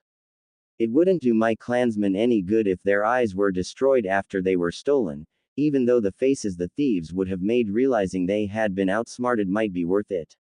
Since this wasn't the only way for someone to get their hands on the Sharingan, I released another two instruments from the scroll. This time they looked more like actual stamps, one for each gender, able to suspend their ability to produce offspring outside the barrier they were keyed to. The original idea was to key it into the detection barrier surrounding Konoha, thereby preventing conception outside of Konoha's walls. This was a measure that would have served the needs of the Uchiha clan just fine. Kushina even had enough foresight to realize that keying such a seal into a stationary barrier could become an issue, and therefore she had included contingencies. After all, something as simple as a major overhaul of the detection barrier, or it stopped working properly, a far too likely prospect without an Uzumaki present to maintain it, or some other reason why the Uchiha would no longer live inside it would essentially render everyone with the seal effectively sterile. The instruments themselves could be keyed to selected users, those being the only ones able to apply and remove these seals. The original idea was to link them to the clan head, and the heir or heiress. They were designed in such a fashion that other users could be added only with the consent of one of the keyed-in users. As a precaution, there could only be two registered users of these tools at any given time, and keying in a new user also removed the previous user not assisting in the process from being able to use the tool. The seals themselves, Kushina swore it, were impossible to remove without using these tools. The encryption was unbreakable, randomized, and used the user's chakra to create a different key for every seal applied with the keys being stored within the tools. It was a nice concept, and I could easily substitute the barrier surrounding Konoha with the one surrounding the Uzumaki compound for my needs. Considering the precarious state my plans would put the clan in, keeping the seals keyed to the barrier surrounding Konoha would leave too many avenues of abuse open for my liking, and while using the Uzumaki compound barrier instead would be more secure, it still was far from ideal. So what I was really after was the original seal Kushina had based it on, which she called a relic of patriarchal society. Originally, the seal was intended to ensure that no line theft could be committed, which was achieved by preventing any female marked with the seal from becoming pregnant by anyone except the man whose blood was applied to the tool prior to crafting the seal. I knew she had sealed it into the same scroll, the height of what her twisted sense of order would allow her to do. As luck had it, she hadn't rearranged it after she tossed the scroll away, and another cylindrical tool appeared after some twiddling with the scroll. This was it. None of these seals had the additional functions the Hyuga caged bird seal possessed. To be fair, it had never been intended to be used the way it still was to this very day. Kushina, at first, had been very reluctant to even entertain my request to create a seal to safeguard our eyes. It had taken some prodding, but eventually, she had told me why. It was not a commonly known fact, but the caged bird seal had been created by the Uzumaki under false pretenses. Long before Konoha's founding, the Hyuga clan had approached the Uzumaki desiring a seal to keep their criminals in check and to prevent them, in case a prisoner was to escape, from passing on the Byakugan to their enemies. As the Uzumaki realized what the Hyuga had actually used the seal for, to say they weren't happy was an understatement, and this got the Hyuga blacklisted as recipients of Uzumaki seals. From what I had gathered, they had even considered cutting all ties to that particular seal, including waiving the fee the Hyuga had to pay. Seals are expensive. Customized reusable seals, in particular, were more so, but ultimately decided against doing it, not wanting to reward them for this. So the Uzumaki clan, to this day, grudgingly accepted the money just so the Hyuga couldn't hold onto it. Who would blame Kushina? Not wanting to go into the annals of history as the one responsible for another such folly was quite the understandable sentiment. Not that I would have ever considered such a seal. To inflict pain as a means of control was such a crude and barbaric method and completely unnecessary. All it did was foster resentment in the recipients, and considering that the caged bird seal wasn't foolproof, it was a spectacularly idiotic idea. No, I would have to rely on different tools to ensure the fealty of my clan. I didn't particularly like the prospect, but I wasn't in a position to be picky about my methods. That was the moment my eyes fell on a half-opened scroll lying on the table. I could only read a small part, but the words, prisoner, and execution, I managed to decipher aroused my curiosity. Giving the contents a once-over, I had a hard time believing my luck, and the urge to kiss Kushina came over me. Even from beyond the grave, she was still giving me ideas. Admittedly, this time it might actually not be such a bad one. Leave it to her to have seals for which most clans would gladly kill casually lying around with no care in the world. To be fair, the compound was virtually impregnable, and I had my suspicions about why the door handles leading into most rooms glowed when touched. Still, seals like this were supposed to be locked up behind the thickest door and defenses one could possibly find. Uzumaki. Time and time again, I was glad they were peace-loving people when they were still around, which hadn't stopped people even back then who considered them to be too scary to be allowed to live. Just looking at what I had lying in front of me, which was just a glimpse of what they were truly capable of if not hindered by moral constraints and aversion to any form of violence, told me that assessment was more than accurate, frighteningly so. It was a good thing the only thing Kumo and Kiri received from Uzushiogakure was the deaths of their troops. The Uzumaki took them all with them when they wiped the island not only of any sign of life, but also of the evidence that there had ever been a civilization settled there. The seal depicted on the scroll in two variants would come in very handy. From what I understood, it was designed as a means to execute people. The creator apparently considered it wasteful to just kill criminals when their lives could be repurposed, which was why he intended to give ending their lives some lasting meaning by giving the community something back, essentially making them atone for their sins with their deaths. In a sense, he succeeded in that with the seal he came up with. Some would even call it poetic justice, because in order to be sentenced to death, you would have to be convicted of a capital crime, which in most cases was murder. So by transferring the life force of the criminal to another person, adding that life force to theirs, he gave back a life, not figuratively, but literally. According to the description, this meant, among other things, that the remaining lifetime of the donor was transferred to the recipients, thus prolonging their lives. Additionally, the life force could be used to heal terminal conditions, even going so far as being able to regenerate lost limbs. The first variant in the scroll was a sacrificial altar array intended to be used for executions. The second, more interesting, variant explained how that seal could be used to link two or more people together. In this form, its intended purpose was for it to be used as a death switch on criminals if, for some reason, they needed to be kept alive while still maintaining the means to kill them should they try to escape.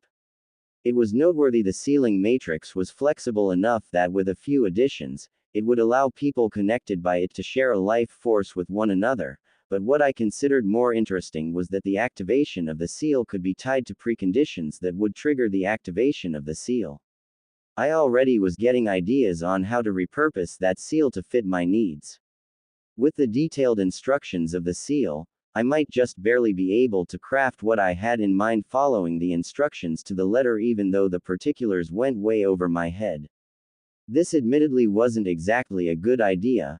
Messing with seals without understanding every aspect of them never was, but the opportunity they presented me with was just too good to pass up, since it was more than just unlikely I would get such a golden opportunity again.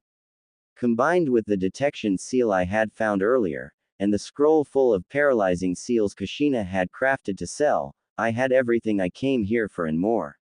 Although it took some effort not to think overly much about why a seal originally intended for parents who grew tired of searching for their wayward children was among one of Kushina's pile of open scrolls. It allowed people marked with it to sense the general direction of one another by tugging at a metaphorical string connecting them so long as they were alive. Gathering my chakra, I created a single cage buncheon, the extent of what I dared to do after I was drained by the orb, and handed the scrolls over to her. Tasked with preparing for what was about to come, she would remain behind. I reached for the warm key hidden beneath my shirt and activated Kamui. A second later, I emerged unharmed and without incident in the Kamui dimension. I released the breath I hadn't been aware I had been holding, and changed back into my sleep attire before teleporting into my bedroom and slipping beneath my covers. With a smile on my face anticipating what tomorrow held in store, I drifted off to sleep. Hey, there sis, Shisui greeted me. So what's this all about? He asked as he plopped down across from me at the Chibudai. In response to the stern look I threw his way, he didn't hesitate to raise his hands in surrender and allayed, not that I'm complaining. But you have to agree it's not every day that you break into my house to leave a note saying to come over for some tea. Raising my eyebrows at his cavalier attitude, which even for him seemed out of place considering recent events, I wondered aloud, you haven't heard. Then again, neither one of us could say we were close to our father. Heard what? Father died yesterday. What? How? He exclaimed, shocked. They say his heart gave out. At least, that was what Fugaku believed the coroner told him, since I burned his body to ashes as the tradition within our clan, after I removed his eyes. Nobody would ever learn the truth of the matter. His heart, he repeated, only to add, mumbling under his breath, I didn't know he had one. Playing my role of the prim and proper wife of the clan leader and loving daughter, I chided my little brother, you should not speak ill of the dead, it is unbecoming. Sorry, he said, cowed as silence settled over us. It took him more than a minute to regain his voice. I hummed my agreement as I filled the cup in front of him with hot tea. I know father and I didn't have a good relationship and that we weren't close. Hell, I'd say we weren't even family. A sentiment we apparently had in common, little brother, I thought. After all, I was just the spare, the second born, who couldn't hope to live up to his expectations. Everything about me, according to him, was just wrong. My personality, the way I walk, the way I talk, you name it. I'm sure father could have found a flaw in it when it pertained to me, he said with a hint of regret in his voice I couldn't empathize with. I never understood how you could get along with him. I'm actually curious. How did you manage him not constantly looking at you as if your mere existence was an insult to him? Years and years of having him adjust and mess with my personality and mind until I became what he envisioned his perfect daughter should be like, I thought as I balled my hand under the table into a fist. Calmly and with a pleasant smile on my lips, I told him, it certainly did not help your case that you made a sport out of trying to get a rise out of father. Yeah, there was that. He made a bad attempt at hiding his embarrassment behind a laugh, and we fell into a comfortable silence sipping tea. Well, when's the funeral? In a week from now, his ashes will be scattered across the Naka River as per his will. I see, he mulled over my words. You know, I never could wrap my head around why your husband ended up taking the mantle of clan leadership and not you. After all, you were father's perfect little princess. The answer to his question was a simple one. Father hadn't considered me a suitable replacement for himself, and instead had made me serve his chosen successor as breeding stock. To suit that role, father had groomed me to become the most agreeable wife possible. That way, father had tried to ensure Fugaku's heir would carry his blood and ideology. Still, those were not truths my brother needed to know. It was my decision. I didn't want to spend most of my time with those stuffy elders and instead wanted to take care of my family. Who could blame you? He said sagely. Where is the rest of the family? The last time I was here, Sayuri wouldn't stop talking and asking questions about what being in Anbu was like. Apparently, her one-chan refuses to talk about it. Fugaku is working, Sayuri is with Kasumi, and as for where Izumi is, you would probably know better than me. You might have a point there, he conceded with a laugh. Speaking of kids, what can you tell me about Sayuri's classmate, Uzumaki Naruto? That question immediately put him on guard. What makes you think I know anything about him? He shot back. Please, do not insult my intelligence. Need I remind you that I was once part of Anbu, too? I also know how the higher-ups think.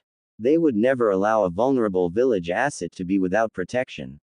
Protection that, as it happens, is not provided by the Uchiha police force, which in turn just leaves us with Anbu. He completed my sentence for me. Let's assume you are correct. That still doesn't mean I know shit. I inclined my head, wordlessly relaying to him the question. Really? This is how you want this to go down? No, it does not if we were talking about anything else than Uzumaki Naruto. As I mentioned earlier, little brother, I wore an animal mask myself. I know how popular those missions within the village are, for obvious reasons, and that for the sake of fairness, there is a rotation in place for all low-risk recurring missions. A mission like guarding the village Jinchuriki certainly enjoys great popularity with your comrades, so let us try this again. What can you tell me about Uzumaki Naruto? Why the sudden interest, one-chan? You didn't once ask me about the kids since I joined Anbu, and I've been with them for, wow, nearly 3 years, time does fly. I recently regained my freedom and am interested in the well-being of my godson, who turned out to be my Kain was on the tip of my tongue. Instead, I said, father's death made me reconsider some of my life choices. It did. He had trouble containing his surprise at my statement. Don't tell me you also are going to divorce Fugaku, he joked. Of course not, I said in fake indignation, he is the father of my children. He deserved so much worse for his part in preventing me from taking custody of my Naruto. If not for him running to my progenitor when I had made my intentions clear to get him to talk some sense into me, Naruto would have grown up calling me his mother. Right, he drawled, you do know that getting rid of him doesn't change that. It would also allow you to depose him. You couldn't be a worse leader if you tried, he added playfully. I saw it for what it was, an obvious attempt to blunt the edge of his prior statement. It was hard not to notice that he seemed awfully interested in a change of leadership.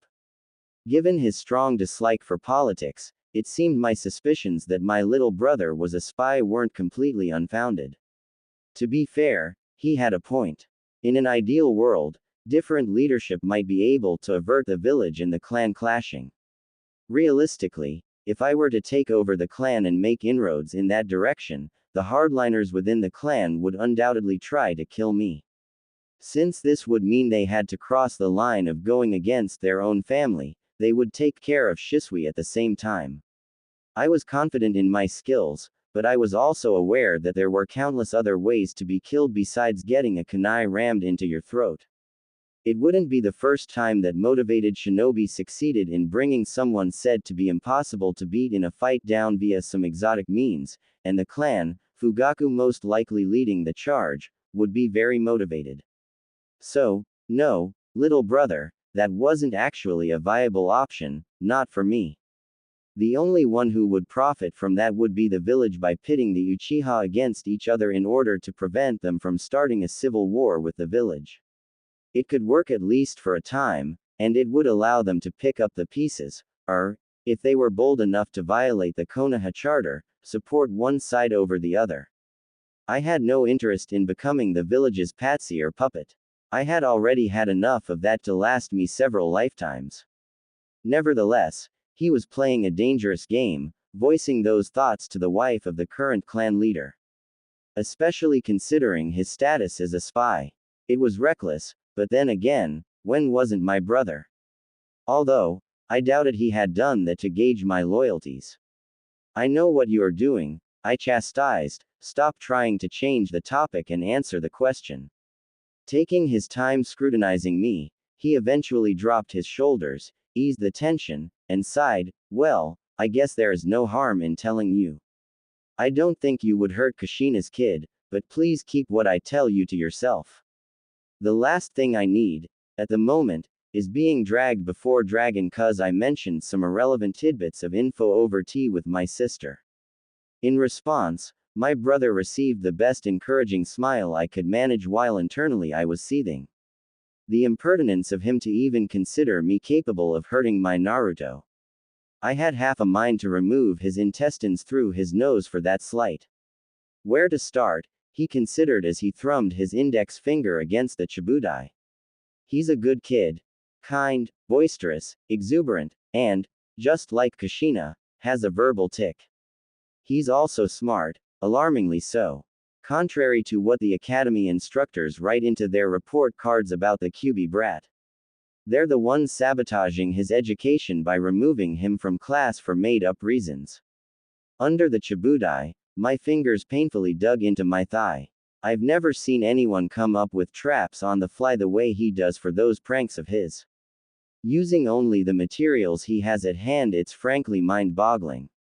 The sophistication of some of them is unbelievable. To say he had a talent for them is the understatement of the century. He's that good. I wasn't surprised there were quite a few overlaps between making a trap and crafting a seal, as both required the imagination and creativity necessary and the ability to piece it all together. He was shaking his head at that point. If only it would be acknowledged as such. What do you mean? I asked, dreading his answer. There's no easy way to say this, he mused, the kid is ostracized. Pretty much any adult he interacts with treats him like shit, no doubt blending the kid and the monster residing in his seal into one entity. This wouldn't necessarily be a problem if not for the children unconsciously mirroring their parents' behavior, if they are even allowed to get near him to begin with. As you can imagine, the result of this is that he doesn't have a single friend to his name. Some of the clan kids tolerate his presence, probably because their parents aren't morons and taught their kids better. But peer pressure at that age is nothing to scoff at. Those pranks of his I mentioned are, for the most part, aimed at people who slighted him in some fashion. Some would credit that to a vindictive streak in the kid. But I don't think that is really the case. I think it's just a means for him to cope, to turn a sad experience he suffered at the hands of someone into a happy one, with the probably intended side effect of excluding the people who wronged him in a similar fashion. Also, it attracts attention towards him, which he's starved of, so he might already be at a point where he's willing to draw the bad kind of attention rather than getting none at all, he surmised, and I couldn't argue with that. It made too much sense for it not to be true. Basically, my brother continued, the kid only has a few people in the village who treat him like a person rather than a plague, that ramen chef and his daughter among them. Although, it might be because he's their best customer, he added with a smirk. Sometimes I wonder if the kid eats anything besides ramen. Tuki, I spurted out, realizing that I hadn't been there for a bowl or ramen since Kushina's death. She was the one who dragged me and Minato there nearly daily to worship the best food ever made, as she liked to put it. Yeah, how did you know? It was Kushina's favorite. Ah, he said, scratching his cheek, that makes a sort of sense, I guess. After a short pause he continued, the sole other positive relationship the kid has is with the third. He calls him old man, the cheek of that kid, he said laughing. Hearing that conjured a soft smile on my lips. Kushina was the same, not caring for titles or social standing. Sobering up a moment later, he said, the troubling thing is, I'm pretty certain this all is by design. I know for a fact that at least 3 people came back from guarding him and informed the Hokage about the worrying degree of isolation Naruto had to endure without effect. Well, that may not be entirely true, to be fair.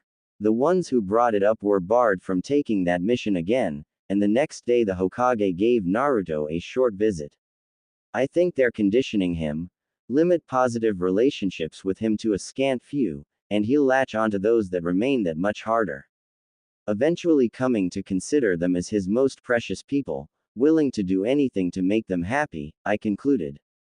They were doing the same thing to him my father had done to me, just without the means of Kotoamatsukami. If I didn't already have a plan in motion already that, as an unintended consequence, would result in getting my Naruto out of that situation, I would be on my way to have words with Hiruzen, heated words with some sprinkling of fire and carnage. Yeah, pretty much, he agreed. Where is he living? I asked. The grimace at the question on my brother's face was telling, surely he has a caretaker. He is still just a kid, even though our village seems to forget that quite often. Tell me about it, he said bemused, but unfortunately not. He's on his own, and as I understand it, the only reason he isn't living in the orphanage until his graduation, as is usually the case, goes back to some kind of incident. I'm not privy to the details since the incident predates my joining of Anbu. I only know whatever happened was enough for the Hokage to give him his own 2-room apartment on the eastern edge of the civilian district. You mean to tell me he resides in that rundown part with all those abandoned warehouses? Is there even anyone living there? Not really, he shrugged, it makes keeping an eye on him easier. What he implied in that statement without outright saying it was that it also made it harder for him to interact with anyone. Thank you for telling me, little brother. Don't sweat. He stopped mid-sentence. Something isn't right, he said worried, swaying back and forth. It took him glancing at the half-full teacup in front of him before glancing up at me to press out, what have you done? With the last of his strength as his body threatened to fall over the Chibudai. If he was surprised at my eyes being closed as I moved to catch him, I couldn't tell, and he was certainly no longer in any condition to voice it. Softly maneuvering him by his shoulders, I placed his head into my lap and started caressing his head. A croak escaped his throat. If you are wondering why I have killed you, then the answer is that you are a traitor putting the village above the welfare of the clan. You are also too dangerous to allow to live. Your eyes in particular have proven too dangerous to be left in the wrong hands. I also have a need for them. You were also in the way. My real target happens to be the subversive elements who have taken over the Uchiha Clan. Their transgressions are too numerous to count. Some I could have found it in me to forgive, but when their actions, even if only by accident, negatively impacted Naruto, their lives were forfeit. A foregone conclusion with me as their judge, jury, and executioner. Do not worry, little brother, I have no intention to exterminate the whole clan. Some will be allowed to live in order to make up for the clan's crimes. It will be a chance the clan was underserving of as we tie our fates to someone else. I will make sure this second chance is not squandered, and it will eventually lead to a stronger and better Uchiha clan arising from the ashes, residing in the shadows of something even greater, I explained. Don't fight it. It is futile. The poison I used was a special concoction of my own making. It will blast right through whatever little protection the poison resistance training you received as Anbu gave you. Once ingested and the onset time passes, you die, no exceptions. The poison is slowly suffocating you as your lungs stop working and your heart stills and makes you drift into a dreamless sleep before it is over. I tried to make your death as pleasant as possible. Lamenting, I added, it is ironic. It was me who first held you when you came into this world, and it will be me who holds you when you leave it. Am I not a good, dutiful sister, little brother? I raked my fingers one last time through his hair when I noticed his heart had stopped beating and he was already dead. I bowed down and gave him a kiss on his forehead, whispering, "Sleep well," before I sat upright again. I then removed his head from my thighs, unwilling to risk exposing myself to an attack from him somehow clinging to life, faking his death. Patiently waiting for an opportunity to strike, I kept my eyes closed. Tracing his face, I found his eyelids and pulled them apart as I went to work and removed both of his eyes. Only after I held them in my hand did I open my eyes, Sharingan ablaze to look at him one last time, burning his sleeping form into my mind.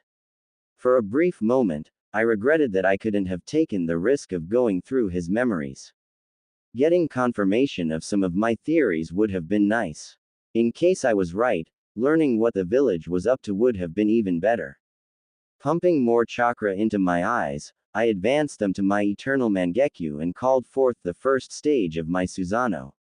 I handed over my brother's eyes to one of his limbs and directed it to implant them within itself. This took only a second, immediately after which I dismissed the chakra construct. It was a risk to do this in the Uchiha district, but I would need Kotoa Matsukami shortly, and I was hoping a second set of eyes with the same power might strengthen it somehow. This being the first time I possessed eyes with duplicate abilities, I had no prior experience of what the end result might be. It didn't take long for those eyes to settle, and a wave of power ran through me, although it was nowhere near what I had felt with my Naruto's eyes even though they weren't promoted to their Mangekyo stage. It was a similar boost to what I had received from my father's eyes. Certainly nothing world-shattering, but nothing to scoff at either. I reached under the Chibudai and withdrew a sealing scroll, and unfurled it on the floor right next to my brother. Grabbing his hip, I proceeded to roll his body over atop the scroll, and by applying some chakra made it disappear in a puff of smoke. I rolled up the scroll and walked to Shoji leading into the house. Glancing back over my shoulder, I took one last look at the Uchiha district in all its glory, immersed in the red light of the setting sun, a scene depicting the state of the clan better than 1,000 words possibly could have. I didn't linger and returned back into the house. I had cut it rather close with Shisui. There was not much time left until the start of the clan meeting set to take place right after sundown. Nonetheless, it could not have been helped.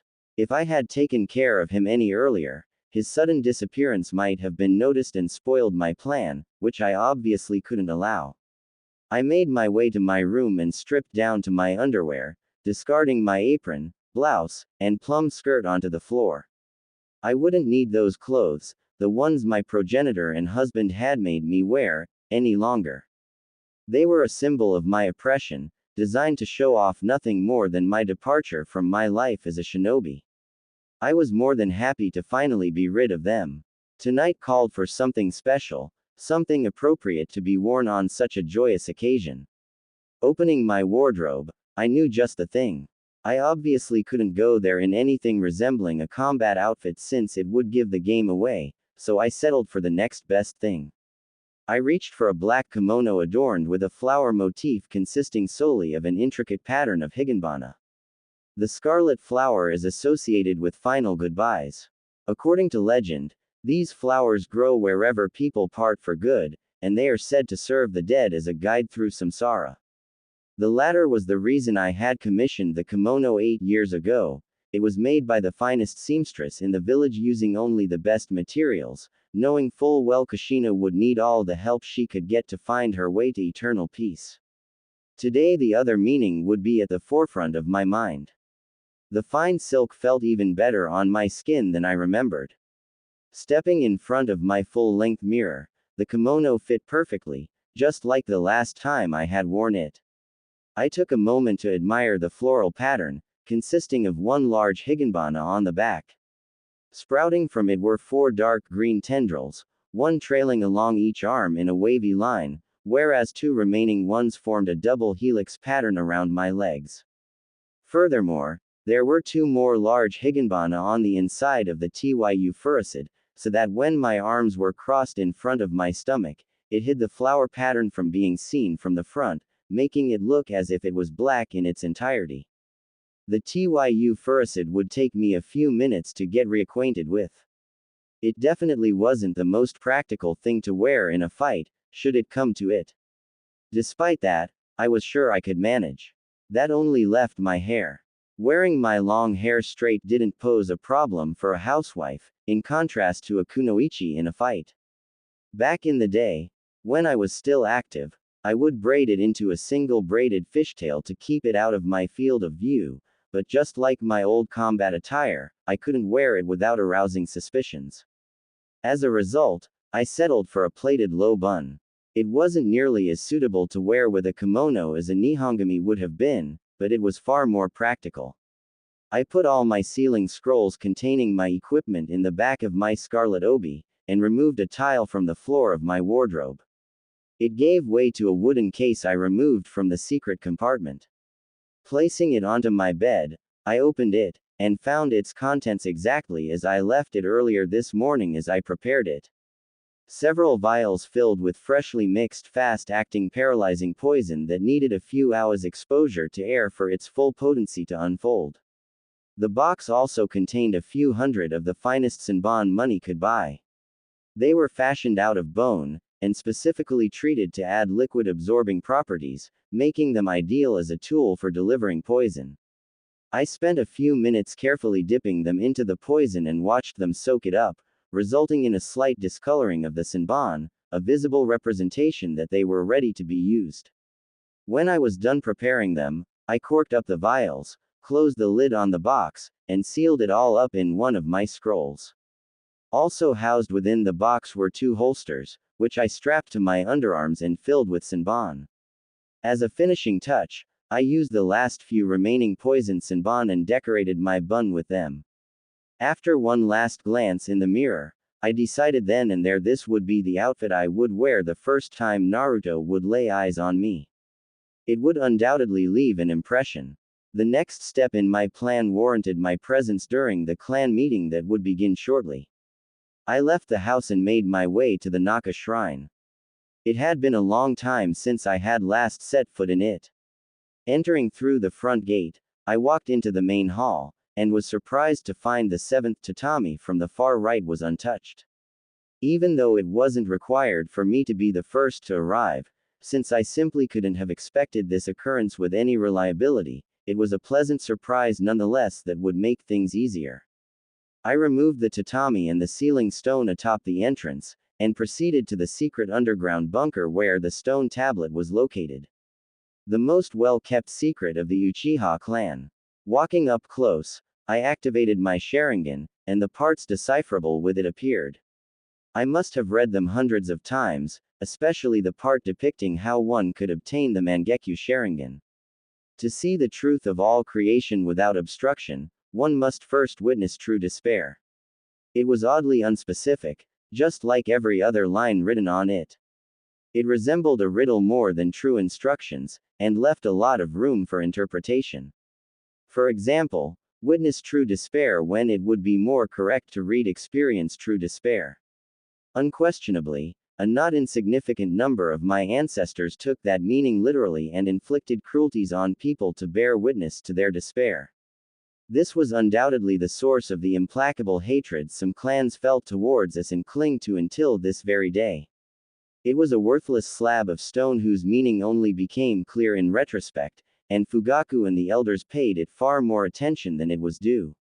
This was especially true since no actual worthwhile information about our eyes could be found anywhere on it.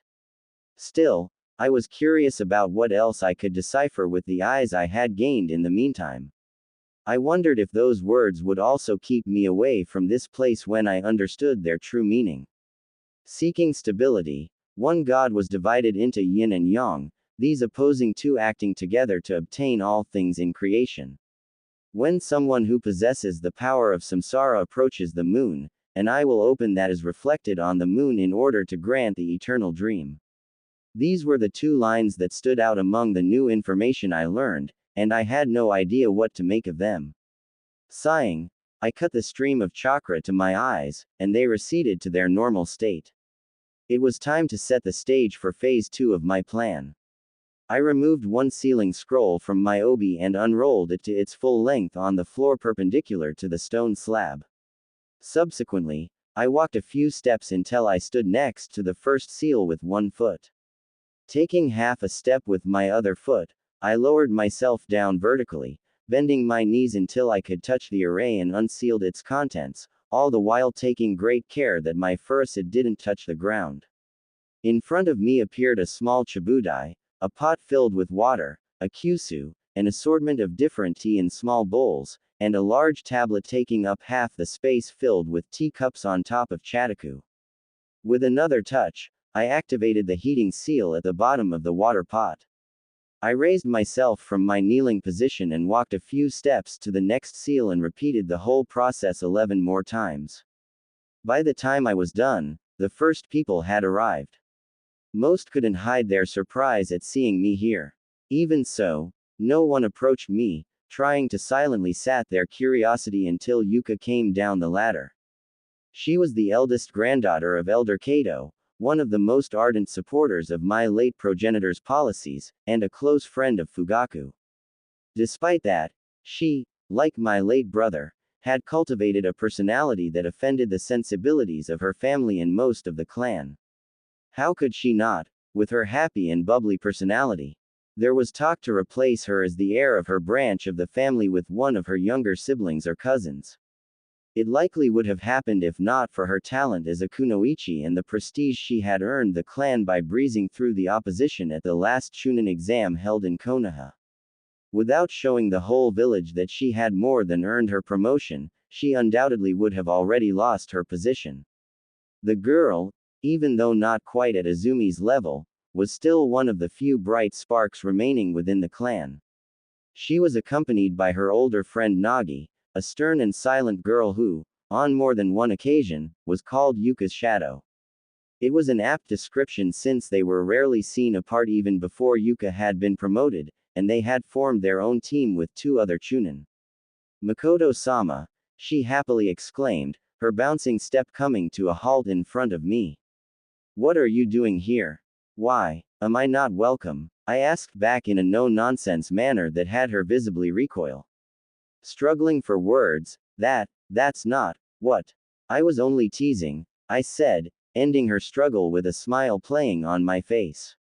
I am here because, after my father's death and the difficult situation we find ourselves in, I deemed it necessary to show my support to my husband and the clan. I kept my repulsion at calling Fugaku that to myself with practiced ease. Oh, she faltered. It was hard not to notice her disappointment. It was unsurprising, since she was one of the most likely candidates to oppose what the clan was attempting to do. That was a position that could be quite dangerous, because everything that was discussed here could easily be construed as treason. Thus, any dissenter, or even people who simply showed reluctance to get behind the proposed idea, were immediately suspect and faced with increased scrutiny. It required a careful balancing act. The instant she went over the line, she would be neutralized. The last thing this little conspiracy needed was someone tattling to the Hokage. It was too bad for Fugaku that if I was right, it had already happened, and directly under his nose, too. I could use your help with the tea, I said. Of course, Makoto-sama. We split up and went to a chabudai each. Kneeling in front of it, I placed tea into the kyusu and poured hot water over it. With the help of two other girls, each of us had to repeat this just 3 times. This was admittedly a good thing, because it allowed us to return to our first kyusu in a timely manner. Since we were also practiced in pouring tea, filling the cups of each chibudai didn't take any time at all, ensuring the tea didn't get too strong. Shortly after I finished and placed the last kyusu back on the table, murmuring went through the crowd announcing Fugaku's arrival. The people stepped aside to let him pass to the front of the room. Standing up, I took the tablet and took 2 steps to the nearest cluster of people and handed it to an older woman, and gestured for her and her companions to distribute the cups among the people. I didn't wait for them to start as I made my way to the stone slab. A cursory glance around the room revealed that while we had prepared tea, the rest of the clan had arrived, at least those of Chunin rank and above not on duty. Everyone else was supposed to be in their homes, a precaution Fugaku had put in place since the relationship with the village had gotten worse. I had personally verified that no one in our clan was currently outside the village, meaning that everyone should not only be accounted for, but could be found within the confines of the village. This would admittedly make my self-assigned mission far easier. When Fugaku emerged from the crowd and noticed me, he frowned. Stepping closer right up to me, his back to the people well outside their hearing range, he, in a low voice, demanded to know, "What are you doing here?" My brother informed me that his duties would stop him from participating today, and I thought with the death of my father, someone from our side of the family should be present. He scoffed at that. "You thought wrong. This had better be the last time you interfere with clan business." As he turned around, Yuka was standing there, tablet in hand, offering him a cup of tea. Fugaku eyed it suspiciously. It took another prompt from Yuka until he reluctantly took a chitaka with a cup for himself. I followed his example when Yuka came to stand in front of me. Thanking her with a nod made her retreat back to the crowd with a smile on her face. She had done a good job. I wasn't able to spot a single person without their own cup of tea. Not that this was saying much, since my view of the people at the far end was severely limited. Still, I didn't think many would decline a cup of expensive tea, not when their clan leader had gotten one himself. As custom dictated, it was discourteous to refuse to drink with your host, which for all intents and purposes was Fugaku. So when he moved the cup to his lips, the room followed. Out of the corner of my eyes, I noted that he didn't even wet his lips with the brew and just faked taking a sip. The shinobi paranoia at work, not to drink or eat anything you didn't check for poison. Admittedly, I was sure he wasn't the only one in the room choosing not to drink anything, not that it would make a difference. Placing the cup back on the chataku, he called Yuka back to him with a wave of his hand and put it down on the tablet. Meanwhile, I was counting the seconds in my head. Fugaku was just about to open his mouth and begin with his speech when Yuka wobbled on her feet and was caught by Nagi before she could fall down. Before Nagi, in one of the rare instances she talked, could voice her concern, she, too, lost her balance, and with Yuka in her arms slumped to the ground. There was barely enough time for the alarm to show on the faces of the older and bigger shinobi when they followed after them to the ground, their bodies paralyzed. Next to me, Fugaku suffered the same fate as everyone else in the room, leaving me as the sole exception still on her feet. With my Sharingan active, I swept the room, expecting to be attacked any moment by someone who had avoided getting poisoned. When after several long moments it didn't happen, I brought my hands up in a cross seal and created 2 cage bunshin.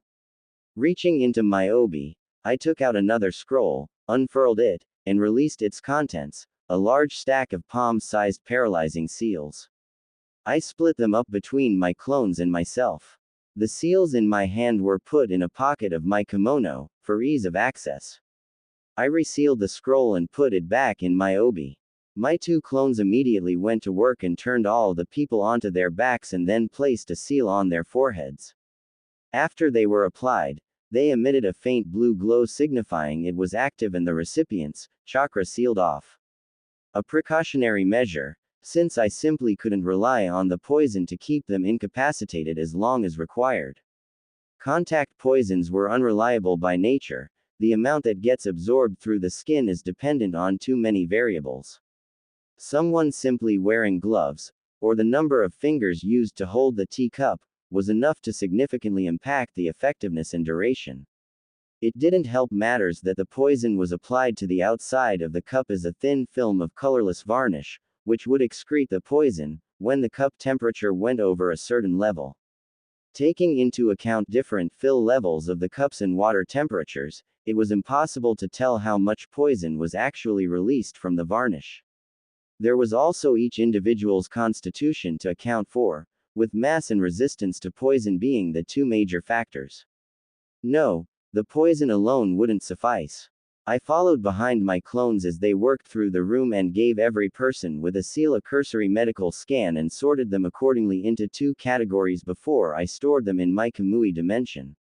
It was a risk I was taking. Despite Kamui being a very convenient storage space, I couldn't risk placing sensitive things in it for a prolonged amount of time, not with Kakashi out there possessing Obito's other eye, which I suspected was connected to the one I possessed.